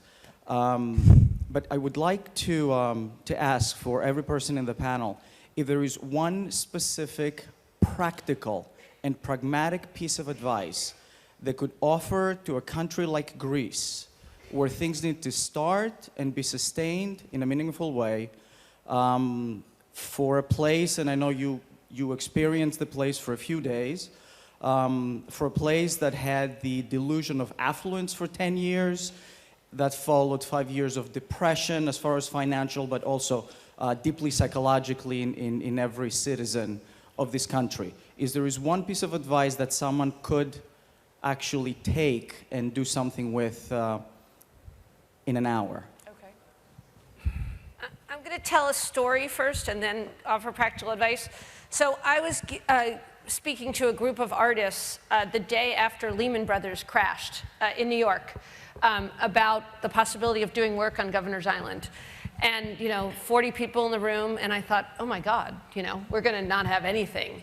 We had more projects that year than we had ever had, and there was not a moment. And what's interesting and ironic is that if you're an artist, if you want to create anything, you still want to do that. And if the market's not serving you, because the galleries aren't selling things, you still want to create those things. And the idea of creating public spaces where that can still be shared is incredibly important. And our brief lesson when we went through a very mild version, right, not comparable to what's going on in Greece, was that artistic activity created by individuals, not necessarily by institutions, at least remain level, if not increasing. So people still have those impulses, but providing a place and an opportunity for that to be shared, for people to come together, I think is actually even more critical than in a time of affluence. Just the quick, very practical thing that I would offer is that in January, the San Francisco Federal Reserve Bank, so one of the United States' 12 Federal Reserve banks, published an issue of its Journal of Community Development that was entirely devoted to creative placemaking. So the US Federal Reserve System has recognized that arts organization and artists play a very important role in this, and that issue is available online. If you just Google San Francisco Federal Reserve Bank creative placemaking, you'll see 16 case studies of 16 projects helping 16 communities in 16 different ways, along with essays from one of the managing directors of Deutsche Bank, the president of the Ford Foundation, et cetera, that will be a very practical, hands-on guide. And if you want to find me after, or email me, I'm me@whatido.org, jamie@artplaceamerica.org, and I'm happy to send PDFs to you or to anyone who's interested. I think there was another question on this side of the room, so I'm wondering if the mic can go to that person, and then while the mic is walking around the room, if another person wanted to answer the question we just heard, feel free. I'd like to just make a comment that one of the things that this is looking from the outside and not knowing Greece well. One of the things that's impressed me over the last couple of years appears to be the way in which everyday arts engagement has survived through all the crisis and all the problems. And there's a very important message in that, which is not only that the arts matter to people, but it's one of the most powerful ways of building confidence and resilience. And the fact that in a way that astonishes quite a lot of us, certainly from elsewhere in the EU, at the extent to which Greece has managed this process. Greek people have managed it in spite of all the problems, and it's led to, without the breakdown of Greek society. I think one of the elements in that is the way communities hang together, the way people hang together, and the importance of the arts in all of that. You don't solve the kinds of problems that Greece did. Well, you might solve them by financial deals, and let's hope those are struck. But what you do not do is rebuild Greece other than from the bottom up. And the bottom seems to be a vibrant cultural country, and that's really important. And I just want to add to that. I always just tell people, my sense of things is, from an artist's perspective, is to just start. I mean, that's one of the biggest. I mean, I think that's one of the most fruitful things about my experience of being trained as a painter and then working in communities, is always just going back to that essence, that moment of when you're staring in front of a blank canvas. It seems impossible. I mean, how are you going to make something that has value and meaning there? But it all starts with just the first stroke. You just have to start. Right, that's great advice. Great. Hello, Jeremy Cardona. Thanks for your excellent panel. I want to pick up on one of the themes from this panel, which I heard, which was about the way in which the arts can help promote preserving existing infrastructure in cities. I mean, Rick talked quite a bit about that. Leslie, it sounds like on Governor's Island you've used a lot of pre-existing infrastructure. Jamie, a lot of the stories you told. I couldn't help but think about Jane Jacobs, and she looms large here. She's, of course, the author of a very famous book from 1963 called The Death and Life of Great American Cities, which is about, amongst other things, how cities can and should retain the infrastructure that they have, rather than going in and bulldozing a neighborhood, work with what you already have. And I think that's one way in which you resist gentrification. And I think that's a very specific term that kind of gets bandied about, gentrification. And one of the aspects of gentrification, problematic aspects, is you go in, you bulldoze what you already have, and you build some new condominiums or whatever it may be. So my question is about how the arts can promote infrastructure that we already have and how it can resist gentrification by working with what cities, with what we inherit from cities. Well, you know, one of the lessons we took from Jane Jacobs was this difference. She makes this difference between what she calls cataclysmic fund money and gradual money. And I think one of the things community-based arts promotes is that notion of gradual money, so that you can have investments in a neighborhood without destroying the underlying social fabric. And I think one of the problems with some of the other strategies around culture-based development is that you very often are talking cataclysmic money, which comes into the community and floods it. Jamie, I'm going to let you have the last word. It's a lot of pressure. So just where I would go is in community development in the US, we talk a lot about anchor institutions. And when you think about anchor institutions in the US, you're usually talking about eds and meds, right? You're talking about universities and medical facilities. And the reason you like those as anchor institutions is they employ a lot of people and they have huge purchasing power, and theoretically that helps the community. But one of the aspects that I think is interesting about hospitals and universities is both of those are places that not everyone can be, right? A hospital isn't a place that most people want to spend a lot of time, and many US universities derive their value from how many people they prevent from having an education, right? I have a 5% acceptance rate. If you think about cultural anchors, they employ people, they have purchasing power, and they also are places that people want to be and that people are invited in, and people are invited in to be together. And so looking at an example like the one that Ron talked about the Parkway Film Project in Baltimore, taking an existing resource like the Maryland Film Festival, taking an existing resource like Micah and Johns Hopkins film programs, bringing them together to create a place both for the creation of art, but also for the broad community consumption of art. You're then looking at all of these forces, employment and purchasing power, community identity, existing resources, and you have exactly the kind of project that Jane Jacobs would be proud of. But Jamie had the last word, Mark. I'm sorry. Oh. Well, I should just point out, all right, never mind. I'm sorry. So we've run out of time, and I hope you will all approach Mark in the break and ask him what he was going to say. Yes. So thank you guys so much. It's been great having you.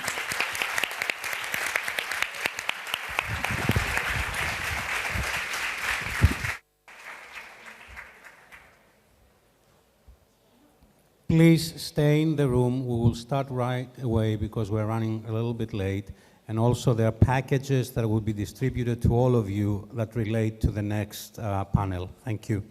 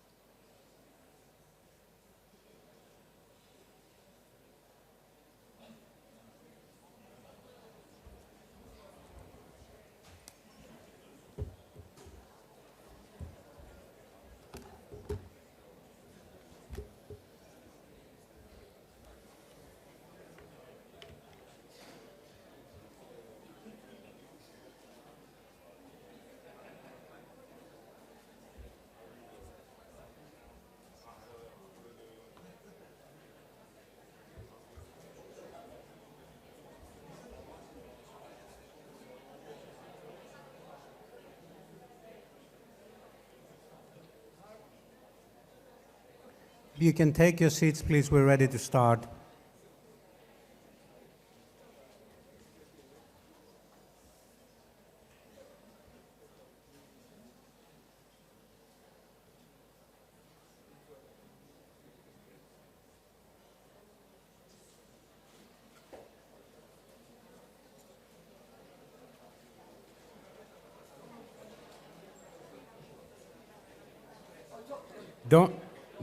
Don't look into the bag that you just got. Control temptation. All right. Over the years, we have had many, many different people coming up to this podium to speak. We have had politicians, academicians, artists, journalists, philanthropists, people who work for NGOs, but we never before had a magician, believe it or not. So this is a first for us. I'm delighted to introduce a dear friend, Mark Meaton, who I will just describe as a magician. He's very interested in the way magic is used in order to help us understand how we view the world. We've had extended conversations about how we will approach, or how he will approach, this particular conference. And I think you are in for a treat. So without further ado, I would like to invite Mark to the podium. Thank you. Thank you. I think, this is going? Good. So hi, I'm Mark Mitten. It's an honor to be here in Greece at such an exciting time for Greece. And it's so dramatic. I've been studying this economy for the last 4 months, and I'm still trying to understand the magic that's here.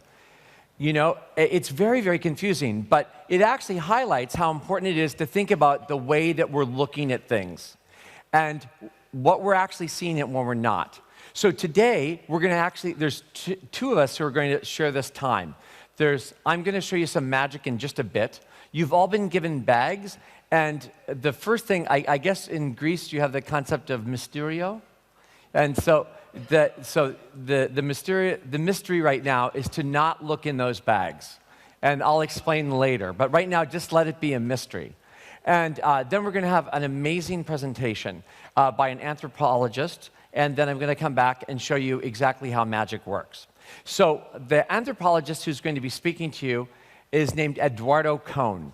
And we were standing back and we looked at philanthropy, and we realized it's only appropriate to also have an anthropologist because you have love of humanity, and now we have an anthropologist speaking to the philanthropists. And he has done a very unusual study. If you're going to think about philanthropy in terms of sustainability, we start to think about how people interact with their environment.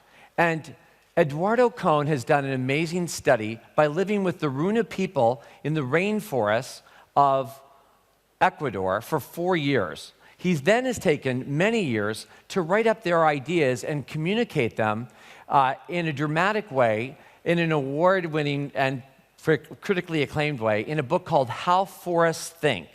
So without further ado, please welcome Eduardo Cohn telling us about how forests think.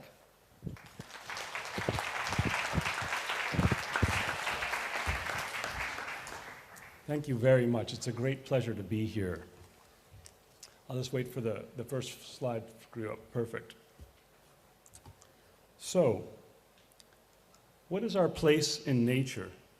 Since the scientific revolution, this question has been answered dualistically. Nature is explicable as mechanism or matter, and humans are matter plus mind. Western philosophy continues to struggle with how mind relates to matter, or in another idiom, how human culture relates to non-human nature. But dualism, I'd like to argue today, is not just a philosophical problem. It's a product of our human history. Think about the invention of agriculture, the rise of cities, the Industrial Revolution, the Information Age. All of these things have resulted in separating humans from our natural environments. As we humans have become separate from nature, we've become a destructive force of nature. Our activities have had such an impact on the planet that geologists are proposing to rename our geological epoch the Anthropocene, the age of humans. The global ecological crisis that we've created is the political problem of our times. As such, the Anthropocene demands a new ethical practice, an ecological ethics that can reach beyond the human. That's what I'm here to talk about today. I'm here to explore why learning to think with forests can help us. I'd like to convince you today that my discipline, anthropology, with some tweaking, can help us imagine such an ecological ethics by rethinking our relationship to the non-human world around us. It is this rethinking, the way anthropology can open us to that which lies beyond the human, that I'll focus on today. So it's appropriate, I think, being here in Greece, that I'm going to be focusing on a rethinking of anthropos, the Greek term for the human.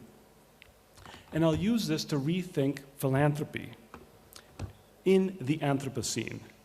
But my main argument is that to be able to do that, we first really need to rethink anthropology, what it means to be human and how what it means to be human is related to our place in nature. I think I've gotten ahead. Okay, so this talk is going to be divided up into 7 sections and it'll take about 20 minutes. 1, anthropology beyond the human. Anthropology, as I said, is a study of what it means to be human. And it does so through ethnography, which is a kind of a deep immersion into the ways in which people live, a kind of hanging out, a deep hanging out. That's what we do. And our findings are usually interpreted in terms of language, culture, and history. So anthropology, the study of humans, should be the best discipline to understand the Anthropocene, the age of humans. But because it studies humans in terms of what makes us unique, it separates humans and our culture from the rest of nature, and in that way perpetuates dualism. Nonetheless, our method can disrupt this dualistic tendency, which is inherent to the kind of theories that we use. So my own ethnographic immersion in another way of living changed how I do anthropology and how I understand what it means to be human. As Mark mentions, I lived and worked with an indigenous group known as the Runa, who speak the language Quechua and live in Ecuador's upper Amazon, one of the most diverse ecosystems in the world. They're not fully connected to market economies. All their food is grown, gathered, or hunted in the rainforest. And their economy is the forest ecology. My immersion into this way of living with the beings of the forest forever changed my understanding of life, what it means to be human, and how anthropology can go about studying this.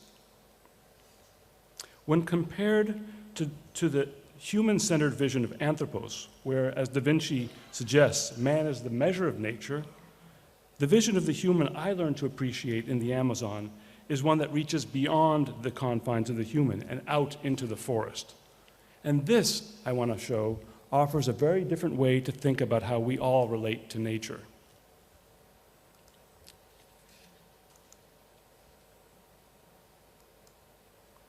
Two, thinking with forests. What I want to propose to you today is a kind of a cognitive flip. What we share with nature is not our biological bodies, but the fact that with all other beings think. We share with other beings mind, not matter.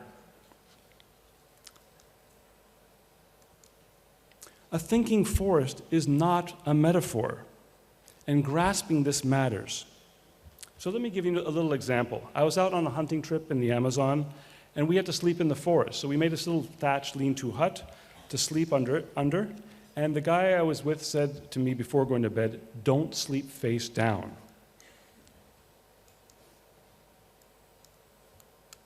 Otherwise, if I were to sleep face down, any passing jaguar would see me as prey. The Quechua term is aicha, literally meat, and likely turn me into meat. If I sleep face down, the jaguar will see me as meat and it.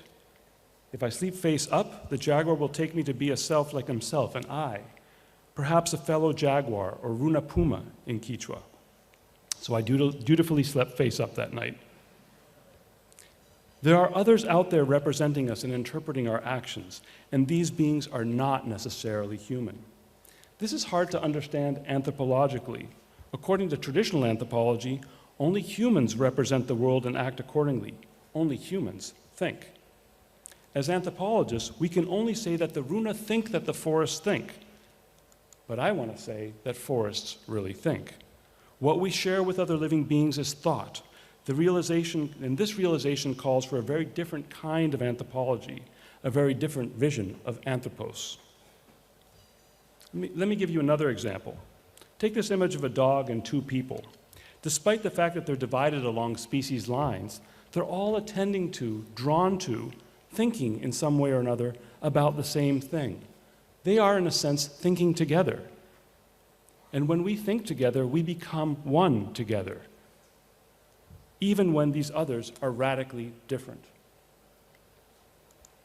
3, thinking with forests. So I've talked a little bit about thinking forests, but now I want to get you to think with forests. What kind of thinking does a forest do? How does it relate to the kind of thinking we humans do? I want you to enter the forest and feel this kind of thinking. So here's another example. This is about another hunt in the forest, hunting woolly monkeys. So I was out in the forest with Hilario and his son Lucio, pictured here, and a woolly monkey was hiding high up in a tree. It wasn't visible to us. Hilario decided to fell a nearby palm tree to scare that monkey out of her perch so that his son could shoot it. But before doing that, he simulated what he was going to do. And he said, "Rikungi, look out, ta po'o rasha. I'll make it go ta po'o." Now, ta and po'o are strange kinds of words. They sound like what they mean. They're pictures or movies of what's going on in the forest. And Quechua has hundreds of these words. Ta is a sound of chopping, tap, tap. And po'o is the sound of a palm falling through the canopy and crashing to the ground. Po'o. So what I want to do now, and if I can get some help from the back, is to actually play the recording I made in the forest that day. So he's saying that, ta po rasha. Now he's walking off to actually cut down the palm tree.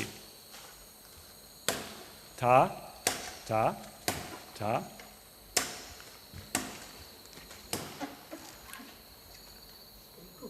He waits a second,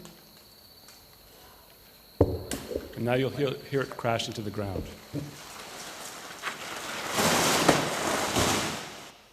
Po'o. The crashing palm itself is also a kind of a sign, not just for us, but for the monkey.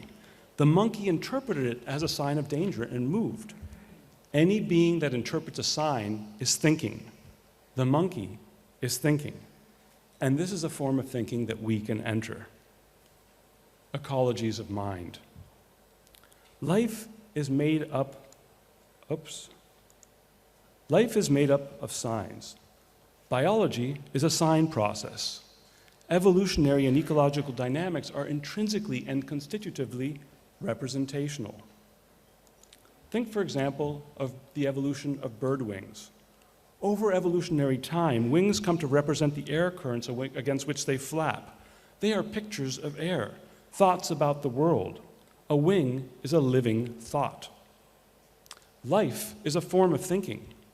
This quality is amplified to an unprecedented degree in tropical forests, which are built up of complex co-evolutionary networks of organisms representing each other. A tropical forest houses a lot of thoughts. Oops. Ecology is mind. Take another example of a living thought. An Amazonian walking stick, or phasmid. The insect in this photo is hard to notice. It looks like the twigs on the forest floor. How did it come to look like a twig? Well, every time a predator noticed a proto-walking stick, it ate it. But some insects weren't noticed because potential predators confused them with twigs.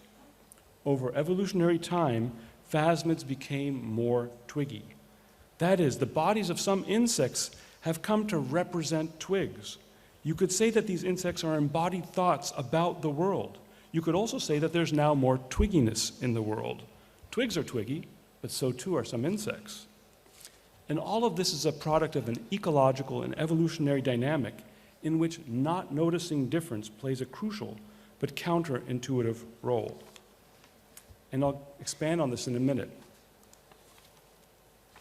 5, sylvan thinking. I call the kind of thinking that forests do sylvan, as in sylvatic, savage, sauvage, wild. Sylvan thinking is wild thinking. It's the kind of thinking that forests do. Sylvan thinking, as I will explain, is absential, playful, imagistic. It's absential. We usually think of nature in terms of presence, matter, materiality, existence. These are our central metaphysical concepts. But absence is central to life. Phasmids, these organisms, are multiply absential. They've come to be invisible or phantom-like. That's what phasmid means, phantom-like. In that sense, they're absence, right? But they've done so because they represent an absent twiggy environment. The environment is absent in the sense that, after all, the phasmids aren't twigs. They just look like them. Phasmids do this for an absent future generation, the lineage of phasmids that's going to survive thanks to them doing this. And they can do this only due to the absent dead, the ones who were noticed and eaten by predators. Notice all those absences. So sylvan thinking is absential. Sylvan thinking is also playful. And I'll just give one example. Think of dogs and other social animals that on occasion replace their aggressive bites with playful nips. In doing so, they're suspending deterministic chains of aggression that lead from baring teeth to biting to inflicting pain. By nipping, they're in a sense saying to their playmates, this isn't the bite that you would normally think it is. By nipping and thus disrupting the chain of aggression, they're holding open a space for a new kind of relation, a playful one. Play, the momentary suspension of determinism, function, and purpose, is central to the life of thought. Sylvan thinking is also imagistic. Images are a kind of sign that represents through likeness, and they too are essential to the life of thought. Let's go back to that phasmid. It becomes like its environment, more twiggy. There's one likeness. But it also, any future instantiation of a phasmid is a likeness of a previous one, in the same way that your son or daughter are likenesses of you, right? There's likeness in life. Ta, ta, and po'o are sound images that directly enter the imagistic logic that structures the thoughts of the forest, because they are likenesses, right? They imitate. They are like what they sound like. And this is why these kinds of words are used so much in Quechua when talking about the forest. Now, I want to say that we too think like forests. For example, when we dream. Dreaming has its own kind of sylvan logic. It too, it's an effortless form of thinking through likeness. As such, it too is absential, playful, and imagistic. It's no coincidence that Runa dreaming is an important way of thinking with the forest. Almost all of their dreams, in fact, are about the forest. How we dream is how the forest thinks. Ecology is mind, but our minds are also an ecology. 6, thinking like a human. But we also think like humans. We usually think of mind in human terms, and for good reasons. Humans' thought is special. In this regard, ta, ta, and po'o are anomalies. They're anomalies because without knowing Quechua, you too can feel their meaning. But consider the following word, kausangichu. What does it sound like? What does it feel like? What does it mean? Kausangichu is a traditional Quechua greeting used by the Runa people. It literally means, are you still alive? Unlike ta-ta or po'o, it's embedded in a grammatical system, as the way I've parsed it indicates. It's also embedded in a Runa cultural system of meaning. You need to know a lot about Runa culture to understand why asking, are you still alive, is an appropriate way of saying hello. So, kausangichu differs from ta-ta in that you can't feel its meaning without knowing the Quechua language and Runa culture. We humans are a symbolic species. Much of human thinking works through language-like kinds of signs. Such signs are known technically as symbols. A symbol is a kind of a sign that indirectly refers to its object by reference to, it indirectly refers to its object that it refers to by virtue of its relationship to other signs in a conventional system of signs. That's the way that we humans think. That's how language works, right? One word refers not just to an object, but to other words in language, and all that refers to what, that's how we refer in the world, for the most part. So whereas Tata and Pu'o refer directly to their object of reference, Kausangichu, being fully in language, has this kind of indirect form of reference. Now note that this kind of thinking, by referring everything as through a system of thought, can separate our thoughts from the world. And this is what makes humans so unique. With symbols, or linguistics, with symbolic thought, we can reflect on the contents of our thought. That gives us abstraction. We can reflect on the process of our thoughts, which gives us consciousness. We can reflect on the effects our thoughts have on others, gives us ethics. We can also reflect on radical absences, histories, futures, fictions, fantasies, counterfactuals. All of these things make human thinking unique. And traditional anthropology studies humans in terms of this kind of symbolic thinking that makes us so unique. But note that in doing so, it emphasizes our separation from the world and blinds us to our connections to the world, a world that thinks, but not in this particular kind of a way. 7, madness and its cures. Symbolic separation is our blessing, but also our curse. When we humans become too separate from the world, we go crazy. And this propensity for craziness is inherent to our linguistic or symbolic capabilities. Let me just give you one personal example of how human thinking can make us crazy and Sylvan thinking can cure us. I was on a bus trip going down to the Amazon, and our bus, from the Andes, so it's very steep mountains going down to the Amazon, and our bus was stopped by a landslide. At one point, there was even a rock that fell on our bus. This felt very dangerous to me, but I happened to be on the bus with a bunch of Spanish tourists who thought it was hilarious. In fact, they continued to joke and eat while I was quite scared. Now, the sense that I felt that there was something dangerous, but no one else did, had the following result on me. I had a panic attack. So I want to analyze this for a second. This is how I think this worked. I was tuned into the world's dangers in a very embodied way. However, nobody recognized the reality I perceived. And this social or human context that I was immersed in, right? Not just me being tuned into the world, but me also having to reconcile that with other people in my social world that weren't. That context in which that sense of danger was ignored caused me to doubt my connection to the world. And this morphed into a kind of radical existential doubt. Do I exist? Which I felt physically and psychically as a panic attack.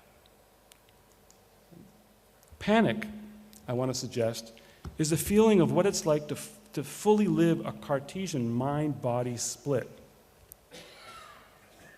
The cure for me was very simple. We finally got down to the Amazon, and I went bird watching. And the moment that bird, a tanager, came into my sights of my binoculars, my panic instantly dissipated. What happened is that I was regrounded in an ecology of mind that was able to go outside of my ecology of mind. And this allowed me to find a way to be both connected to the world and appreciate myself as emergent from it. And I made this drawing shortly after that, which I think, for me at least, expresses this sense of what it's like to be both grounded and emergent at the same time. And that's, I think, what we're striving for as the kind of human we need to be in this time. So just to conclude, in Ethics for the Anthropocene, this way of understanding my panic and its dissolution has broader implications. Our increasing separation from nature is crazy-making. the Anthropocene has fostered a kind of collective madness infecting our ecology of mind. I've tried to convince you that forests think, and they can think themselves through us when we engage with them and their sylvan logics. The Runa recognize the thinking plants and animals of the forest, but they also recognize the spirits of the forest, the masters of the animals. The Runa, in short, recognize the forest's animacy. They are, you could say, animists. Animistic thinking, of course, doesn't really fit well with the kind of thinking we usually do, state thinking. We all live in states in some way or another. State thinking is top-down, conventional, and law-driven, systematic, bureaucratic, you could say symbolic. But in 2008, the Ecuadorian state, the Runa live in Ecuador, of course, the Ecuadorian state rewrote its constitution to recognize that nature has rights. And this is an opening for an ethics of sylvan thinking. And yet Ecuador today, under a neo-extractivist policy, is exploiting this very nature to an unprecedented degree. In response, forest spirits, through dreams and ayahuasca visions, have been telling Runa shamans that the forests that house them are in trouble. So I want to conclude with the following question. What would happen if we were to take those forest spirits seriously? How might what we've learned anthropologically about sylvan thinking change how we think about conservation and sustainable growth? I would like to suggest something very simple, that it can help us appreciate that our end as conservationists, philanthropists, should not be to conserve a kind of thing, but to hold open a space for a way of thinking, one that is essential, playful, and imagistic. This is the kind of thinking we need to rediscover and nurture in the Anthropocene. Thank you.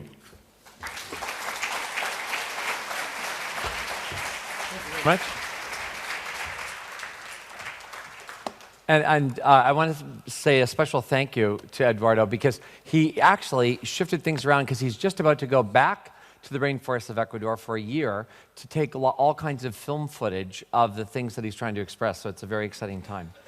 So now what I'm going to do is, just to get everybody excited for no particular reason, I'm going to do a little magic trick. But we need somebody who's kind of like an action hero from the audience. And oh, how about this guy right?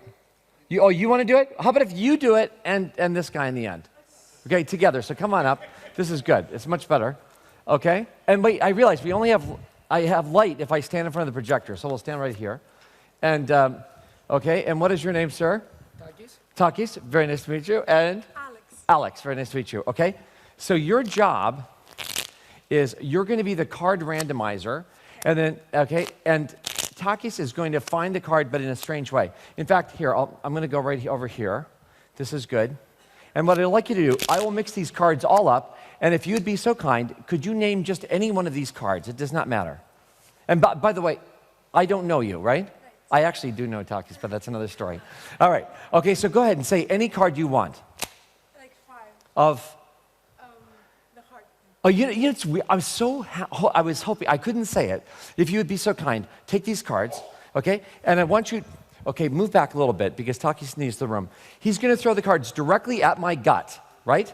Because what we've been talking about is the difference between information in our mind and the kind of information that you feel in your body, okay? Takis, being an expert, he's going to take those cards and throw them right at my gut, and I'm going to try to catch one card from those cards, if I can, okay? Ready? Just go as hard as you can. Throw them directly into my stomach. Are you sure? Yeah, aim is, yeah. Just don't, yeah, be very careful. Here we go. Just be very careful, and here we go. No, much harder. You know, like American style. Yeah, perfect. Yeah, yeah. Oh, okay. Oh, good, it worked. I was so worried. I don't know if you can see that. Let's give him a big hand. Thank you very, very much. Takis, thank you so much. Very kind of you, thank you. All right, be very careful. Okay. And so now I'm going to teach all of you to do a magic trick and to think about mystery. Because actually, just like if we think about the perspective of how we see the world from the forest perspective, actually the magician, you know, like we've heard a lot about, about the way we use metrics to try to make a progress, you know. And what's interesting about magic is it questions all of that. at a very fundamental level. And how it does this is, it actually goes all the way back to Descartes. But let's go right back to the forest, just to show a little example. I'll use my clicker here. All right. This was taken by a friend of mine who's a microbiologist. He goes around the world looking for fungus. I know, it's exciting. All right? Okay, and what's weird is I meet with all kinds of psychologists and philosophers and biologists that think about these issues. But what's really interesting, there's so much information in this slide, and it connects directly to the kind of perspective that Eduardo was talking about. So when you just look at this, how many parrots do you see in this photo?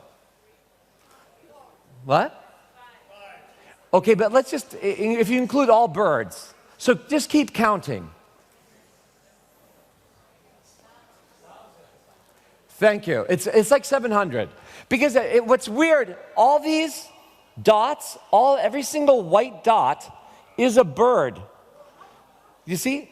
It's filled with birds. And what's really interesting, there's even an ecological reason for it, which is, because Gary explained, and Eduardo has seen this phenomenon too. Apparently it's just a really well-known phenomenon. But I was shocked when Gary first showed me, because what it shows is that what happens is the little birds, the little small parakeets, they fly in. Once the bigger parakeets see that they're safe, then they fly in. Then once they feel they're safe, then the bigger birds fly in, because they're all afraid of the predators in the area. And this tree has a kind of chalk that they all like to nibble on. And so you actually see the results of the interaction between our environment and us, right? And one of the things that magic does is we don't have cause and effect like the rest of the world has cause and effect, but we don't. We have effect, method, and context. Right? So if you look at any kid's magic book, it'll say, here's what the audience sees, here's what you do, and here's the best way to present it. So that might be the patter or the kind of props that you use. But it's a very subtle thing. So we never think in terms of A causing B. So let me just show you this. Okay, this actually gets back to the great philosophers of the Scottish Enlightenment. And this is David Hume, the ideas of David Hume presented as a kid's magician would do it, all right? So the need to say A causing B, might be psychologically necessary, but it's not necessarily a logical conclusion.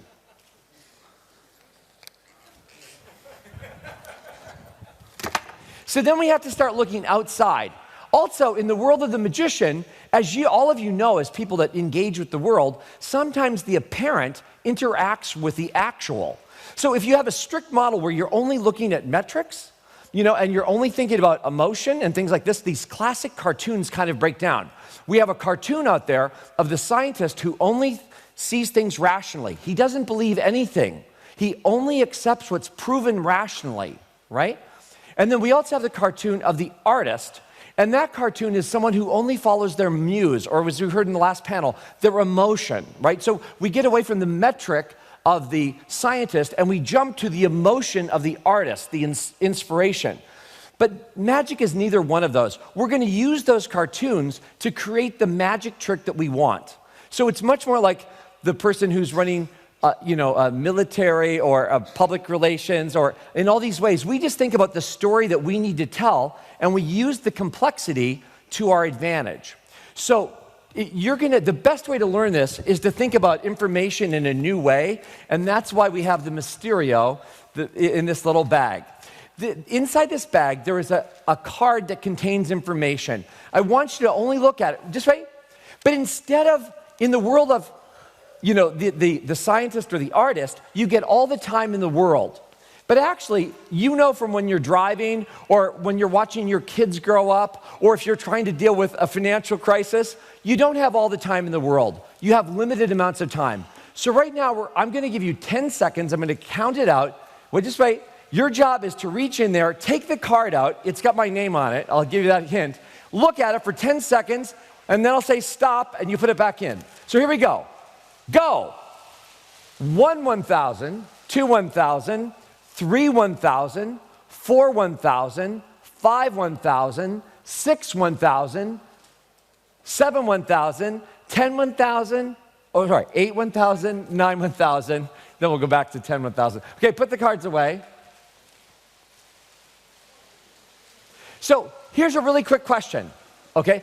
Just without your clickers, just face to face, just yell out what you saw on that card. What do we hear? What did you see?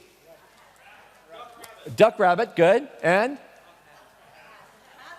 A circle, okay, good. And a hat, and? What? Name, good. And? Cards, yeah. A glove, it's a mitten. Sorry about that. Okay, and? The what? Yeah, the suits, the 4 suits of the cards, and the little glove, and? The square, okay, and? My name, and? Different colors? Checkers, right? White color. Now we're going to go farther. On that square, on the checkers, how many checkers are there? What's the size of the grid? 6 by 6. And what's the size of the hat? 4. That's good. She got it. 4. And now you'll already notice something. Suddenly, when you have a limited amount of time, we really need each other. Suddenly, we're not in an objective world. Suddenly, we're in the world of reality. Just like when you're driving the car and something may or may not really happen, but in that limited time, the apparent interacts with the actual, okay? So now you can see that already, like this woman, bless her, she saw that the hat was 4 by 4, And now here's a tough one. How many slices are in the circle? Close, okay? Anybody else? But that's good that you were even thinking that way. So how many? Right, exactly. So she got it. See, but now what we're seeing is these people come off like weirdos, These strange people that see things that we don't see. But suddenly we have a new way of thinking that's neither objective or subjective. You either get to the information or you don't. What we saw this week in Stavros Niarchos Park was something miraculous. I mean, everybody, we all felt it. We all sat in the park, and it was like a machine. These people came in. I took videos of children running on the grass. The space transformed them. Their families watched their children play in the grass. Everyone was happy. Everything changed. It wasn't objective. It wasn't subjective. It was real. We saw lives really transformed, and it changed everything, right? So we can be objective, we can be subjective, but we also need to take the time to be real, to really listen to ourselves, right? And also, when you hear an isolated causal pattern, A causing B, question it. Think about the context, right? What does it sound like if you're American? What does it sound like if you're Greek? What does it sound like if you're Canadian? Or, he's Czech and Italian and Costa Rican. The world is getting to be a smaller place. And then when we go into Greece, like I've heard about the language that's whistled on one of the islands, and there's so much rich culture here. It's amazing, right? And what we have to do is look at the environment and see the adaptations that we make, and we see this beautiful world. So to help you understand this idea, that's why you also have this bag. I want you to think like magicians, and now take the card out, because now this bag is the important thing.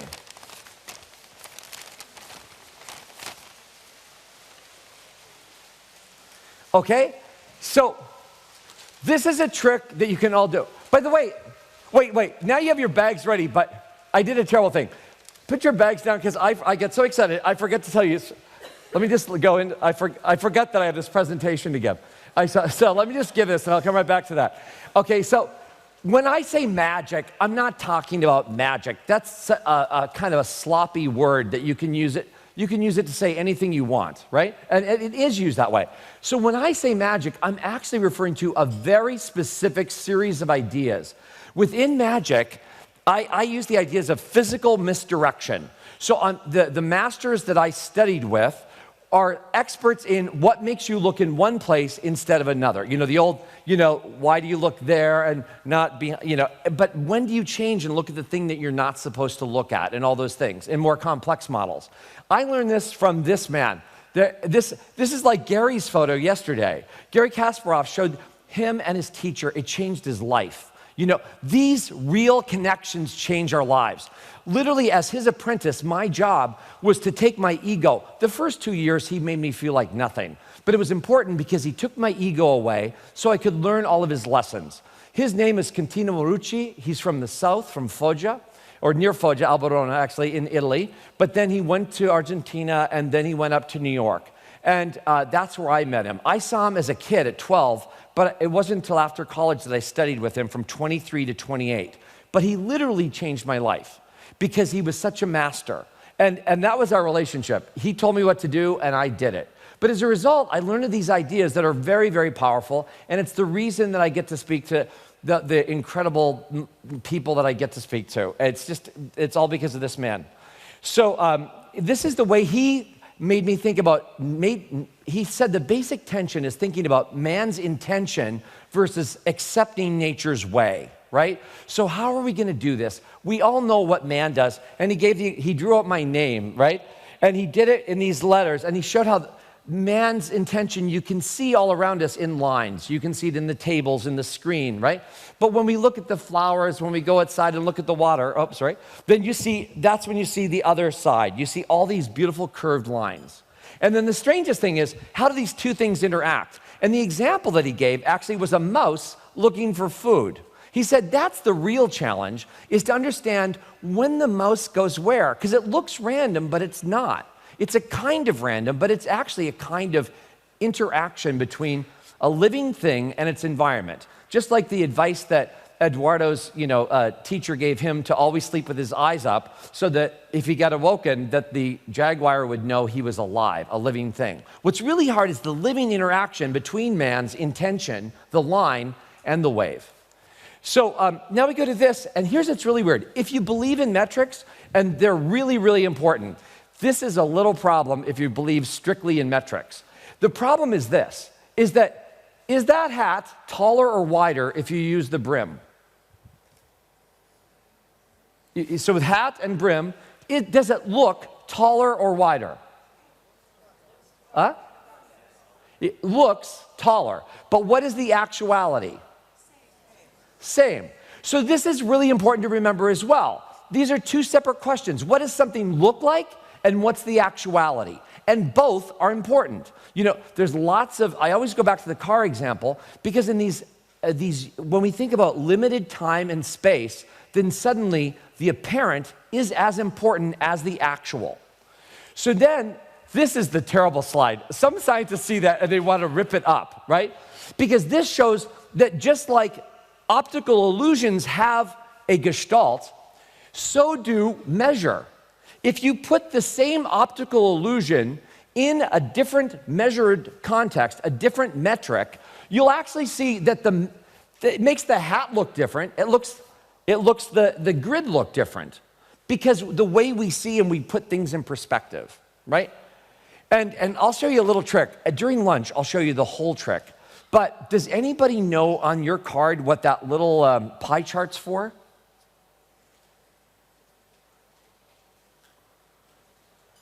So you have a very strange thing on your card, and on that card, you'll see a pie chart. But here's the secret. Hold it before you, and there's no way to know what it is because it's not a static optical illusion, it's a dynamic optical illusion. So what I want you to do is look at it and just make it go in a circle about the size of a jam jar in front of you. So just look at it and kind of go a little bit faster, and you'll see a gray disc appear. Go a little bit faster and faster, and it'll become more robust. That's an example of no matter how long you spent with that card, you wouldn't be able to see that unless you know how to use it. So this kind of is a demonstration that actions literally speak louder than words. They actually say different things than words do. All right, so now we've made our way to action, and now we're going to have more fun with action with this paper bag. So what I want you to do is I'll show you the whole trick. we're going to put together two causal patterns, okay? So causal pattern one, just wait. I'll show you the whole thing, and then I want you to try it. But wait to make sure you understand. The first causal pattern is I throw it up, and I go like that. That's causal pattern number one. Causal pattern two is secret because it's this. I have my hand ready like this, but as the ball lands, I snap, okay? So if I do that correctly, then I put together the apparent with the actual, and it starts to look like I'm catching an invisible ball. Okay? Okay, so now your job is to try this trick by yourself. Okay, in just a minute, we're going to try it as a group activity, so be very, very careful to practice so it's perfect. Okay, and by the way, if you can't snap, then I want you to throw up the ball and simply hit the bag like that. The most important thing is that the timing is right. Right? So just try to catch the invisible ball. We have like 30 seconds. And even you, sir, here, you don't have a bag? Good. Okay, good. Okay, so first by yourself. Okay, now just wait. Okay, now you've tried that, and tell me what you're feeling. Okay? Excited? Anything else? What? Silly? Good. Anything else? What? Playful? Good. Anything else? Joy? Anything else? Am I the only one? Did anybody else think, I'm really bad at this? I really wish I could do this better. But the amazing thing is, just like Gary explained, Gary the other night, Gary Kasparov explained in his session that the way we think about problems is really important. Because actually, problems give us great potential. Because when we have problems, we can learn much faster. And actually, physically, if you think about people like how did David Dimitri learn to walk on the high wire, he practiced and he made many, many, many mistakes. And his father is also a master of the tightrope. So it goes back, literally you're watching generations of information when you see that. So now what I want you to try to do is try it just try for 15 more seconds, but just feel yourself learning as it goes perfect. Just 15 seconds to feel it. And you'll feel you've never done this before, and yet your mind tells you exactly what to do.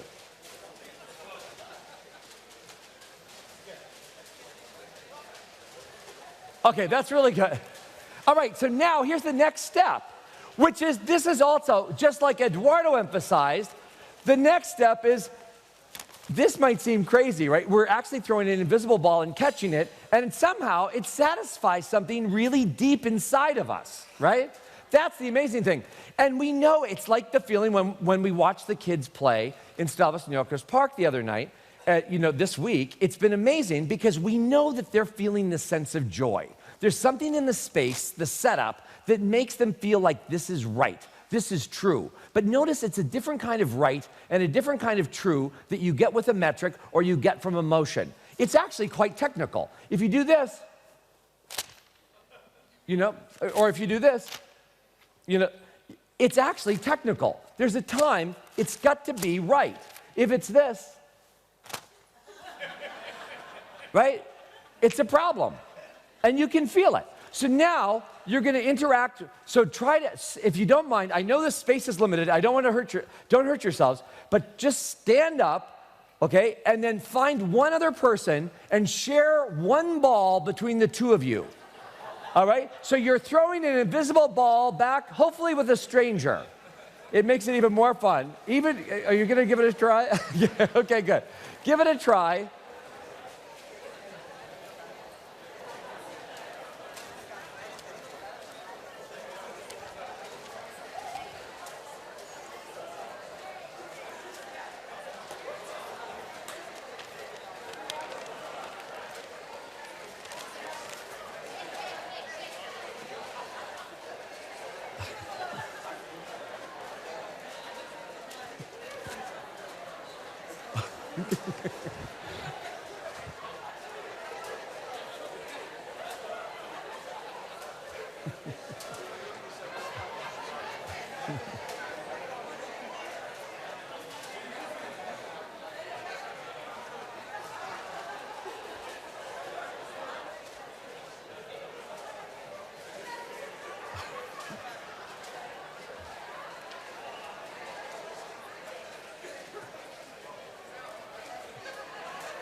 All right, so you can continue this at lunch, but we're just going to take 2 more minutes. If you have like 1 or 2 questions, that's it. So I'm going to ask Eduardo to come up, and we'll just do 2 questions really quickly, and then we can all go to lunch because I'm sure you're all very hungry.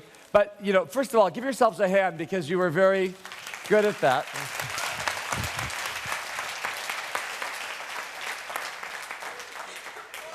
Yes. Yes. Okay. Oh, sure. Okay, I'll be careful. We're ready? Okay, here we go. Okay, like, give a big hand. Excellent.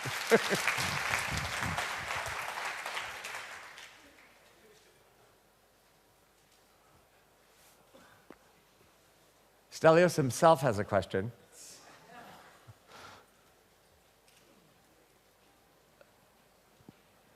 To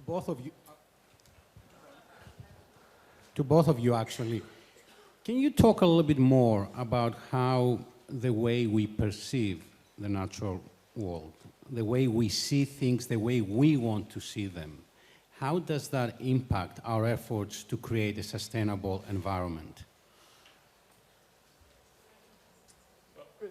Okay, and then it's a great question. Mark and I have talked about this a lot. I'll put it from the forest point of view, and then maybe you can put it from Magic's point of view. One of the things that I've been trying to emphasize in my talk is the weird counterintuitive power of not seeing, right? So there's a certain kind of doing that is a non-doing. And that's what I was trying to get at. And the idea is, well, what should we do about the Anthropocene? Well, what we should do is create a space of not doing, right? This kind of counterintuitive logic is what I want to try to emphasize, the sort of disappearing part. Mark? Yeah, and it's such a profound question because the question is, when do you stop looking, right? So why did the person, where's the weirdo that said 24?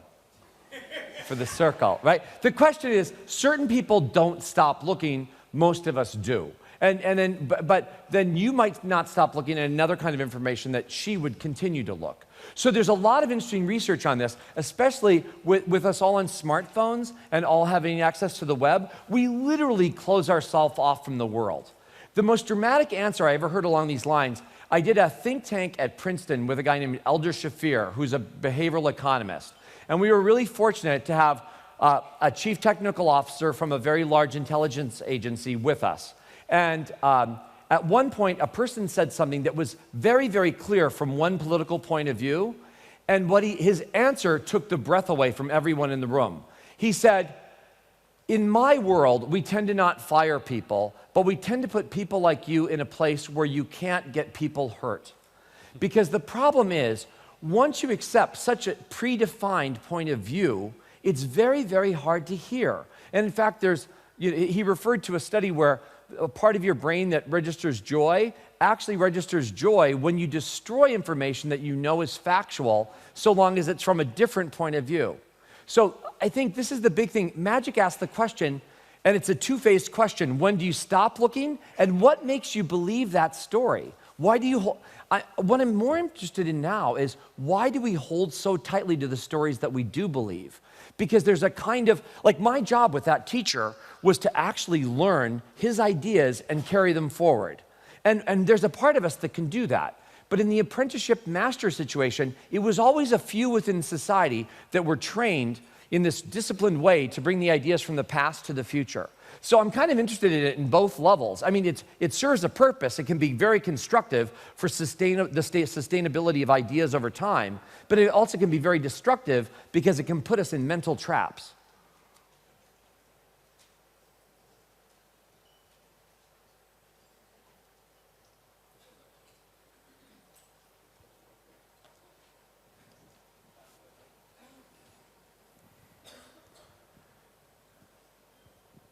This is a question for Eduardo. Sorry, Mark. I would just be fascinated to know what it's like day to day living with this tribe in the Amazon. Well, one of the things that was really, for me, what was so special there was, again, this question of not doing anything. Of course, there were interesting things that happened, you know, the time the jaguar attacked the dogs, going out in the forest. But a lot of what happened to me was a kind of quieting down. So, for example, there's no electricity there. That means my bedtime was about half an hour after sunset.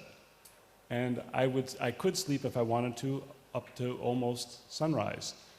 That meant that people naturally fall into a rhythm of going to sleep, but then waking up at times, going to sleep again, and their dreams become entangled with waking life. And this became a way of life for me. So for me, it was really a kind of silence, nothing too radical. It was really just sort of getting tuned in. And I began to dream like the people there. And we started sharing dreams about the forest. I don't have a mystical explanation for this, but this is something about a kind of attunement that's possible. That's what I learned about being there, a form of attunement when the kinds of things that separate us, for example, lights, electricity, roofs, I mean, is it raining outside? Is it cloudy outside? I have no idea. But it's Greece, it was pretty sunny earlier, it's probably nice outside.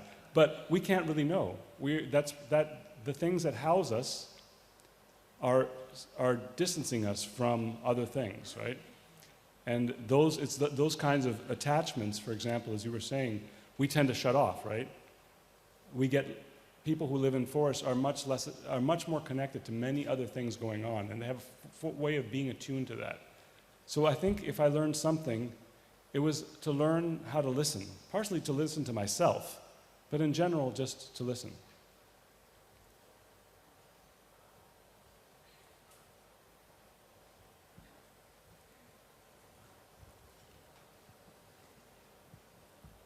Thank you both.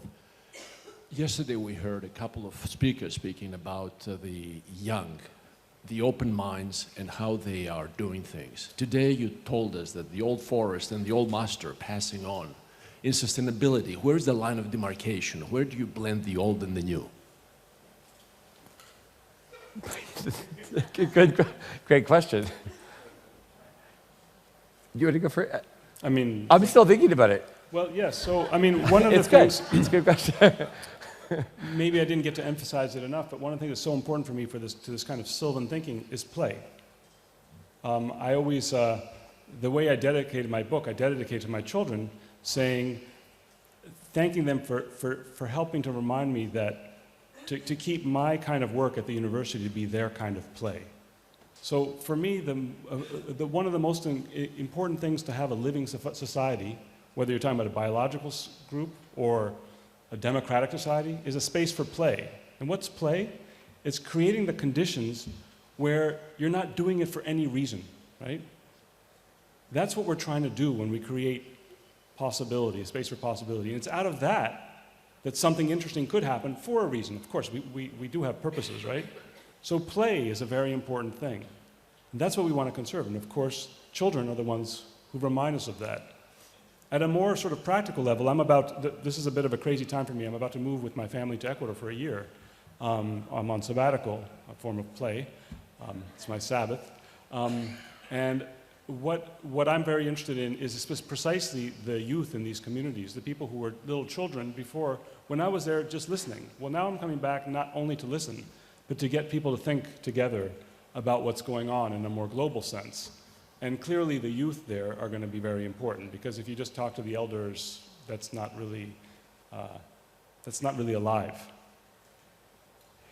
Yeah, so, and in this area, Eduardo and I are in similar but different places. Like, I really do believe in this tension between the scientist and the artist, and that the craftsman thinks about all of this in a very different way. Because for me, play it's just like with the bag. It's play in one hand, but on the other hand, it feels so right. That's one of the exhilarating things. And actually, it's incredibly specific. So when I play, anybody who knows me knows that it's not, if my mind starts to wander, I'll start doing very specific things with cards or dice or coins, things that I play with. I like the feeling of working on problems. So it's play on the one hand, but it's more like the person who saw the 24 you know, I think we all have our areas where we see all the details and we love it, and it's exhilarating.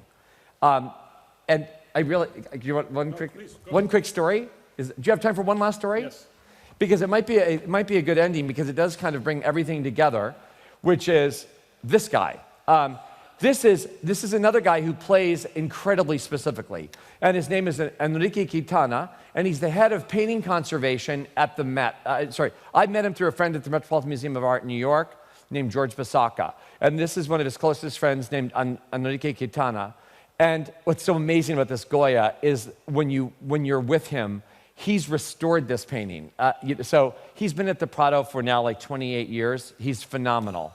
And when I did a card trick like I did at the beginning, he told me this amazing thing. He gave me a tour of perception of the Prado, where it was just the two of us. I've been hoping to film this, because it was just the two of us for 2 hours, with him explaining how he sees the Prado after. When he talks about this painting, for instance, you can tell he's been inside the painting. He literally talks about the brushstroke patterns and the color choices. He's meticulously analyzed the way Goya played and the difference between the actual and the way it's perceived, right? So it's already at this level. So he goes, and you. So he first showed me a painting that represented our mutual friend. Then he showed me a painting that represented him. And then he said, and this painting is you. And I said, what? And he goes, the best part about it, it's invisible. Because he said, you see, everybody's looking at the most famous painting at the Prado, which is Las Meninas by Velázquez, right? And some people, you might look over there and you'll see the dwarf that was repainted recently by Picasso in the last century. But on this, he said, what's so imperfect, it's invisible. No one is looking at, this is just a photo from the New York Times, and on the left there, no one's looking at that painting. And this is El Buffon de Calabasas. I don't know if you can see it with the light, but these gourds, they're canteens. They hold water, and they were used on old pilgrimage routes. And this man, and I said, who is this? You know, I said, is he crazy? He said, it doesn't matter. I said, who is this guy? He said, this painting is you. And I go, it's me? Like, what are you talking about? And he said, and I kept pushing him, and he said, don't you see? All the power is in his hands. And then he told me the hint is that one calabasa is down. That means it's empty, the one on his right, your left. And the other one on the other side is up, which means it's filled with water. And this man is actually a con man. He's asking a question. He's asking, is the bird in my hand, if you look really closely, you can see, and this is part of his restoration. Talk about sustainability. This story was lost for more than 300 years. And there's a little bird beak in his hands, and he's asking a question. The question is the bird in my hands alive or dead? And of course, he's a con man. So if you say the bird is dead, he opens his hands and the bird flies away. But if you say the bird is what? Alive. Then what does he do? He crushes the bird as he opens his hands. So what Enrique said to me, he said, just like you, when you hold a deck of cards in your hand, you don't care what I say. And this man is you, because whether you say alive or dead, he doesn't care what you say. So this also emphasizes this point of how important it is to really be there, to really think about what we're doing, how to create environments like we saw this week at Stavros Niarchos Park that really give a chance to live. These decisions are real. It's not subjective, it's not objective. It's our chance to really interact with each other and really communicate and really be there and understand that we're not alone. This man is very smart, this man who asks a simple question. And the people that you interact with are very smart. It's our job to engage and collaborate. And that's one of the biggest lessons I've learned here. So I guess with that, we thank you. And we want to thank the Stavros Niarchos Foundation very much. Thank you.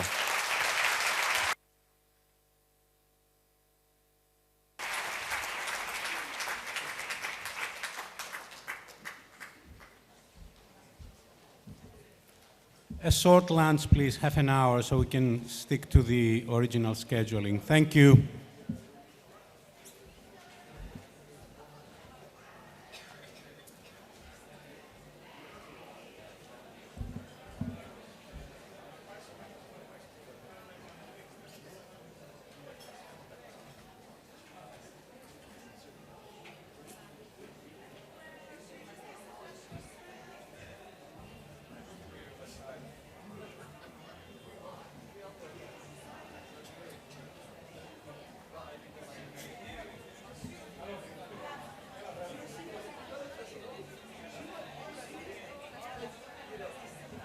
πολύ καλός αυτός. Πάρα πολύ.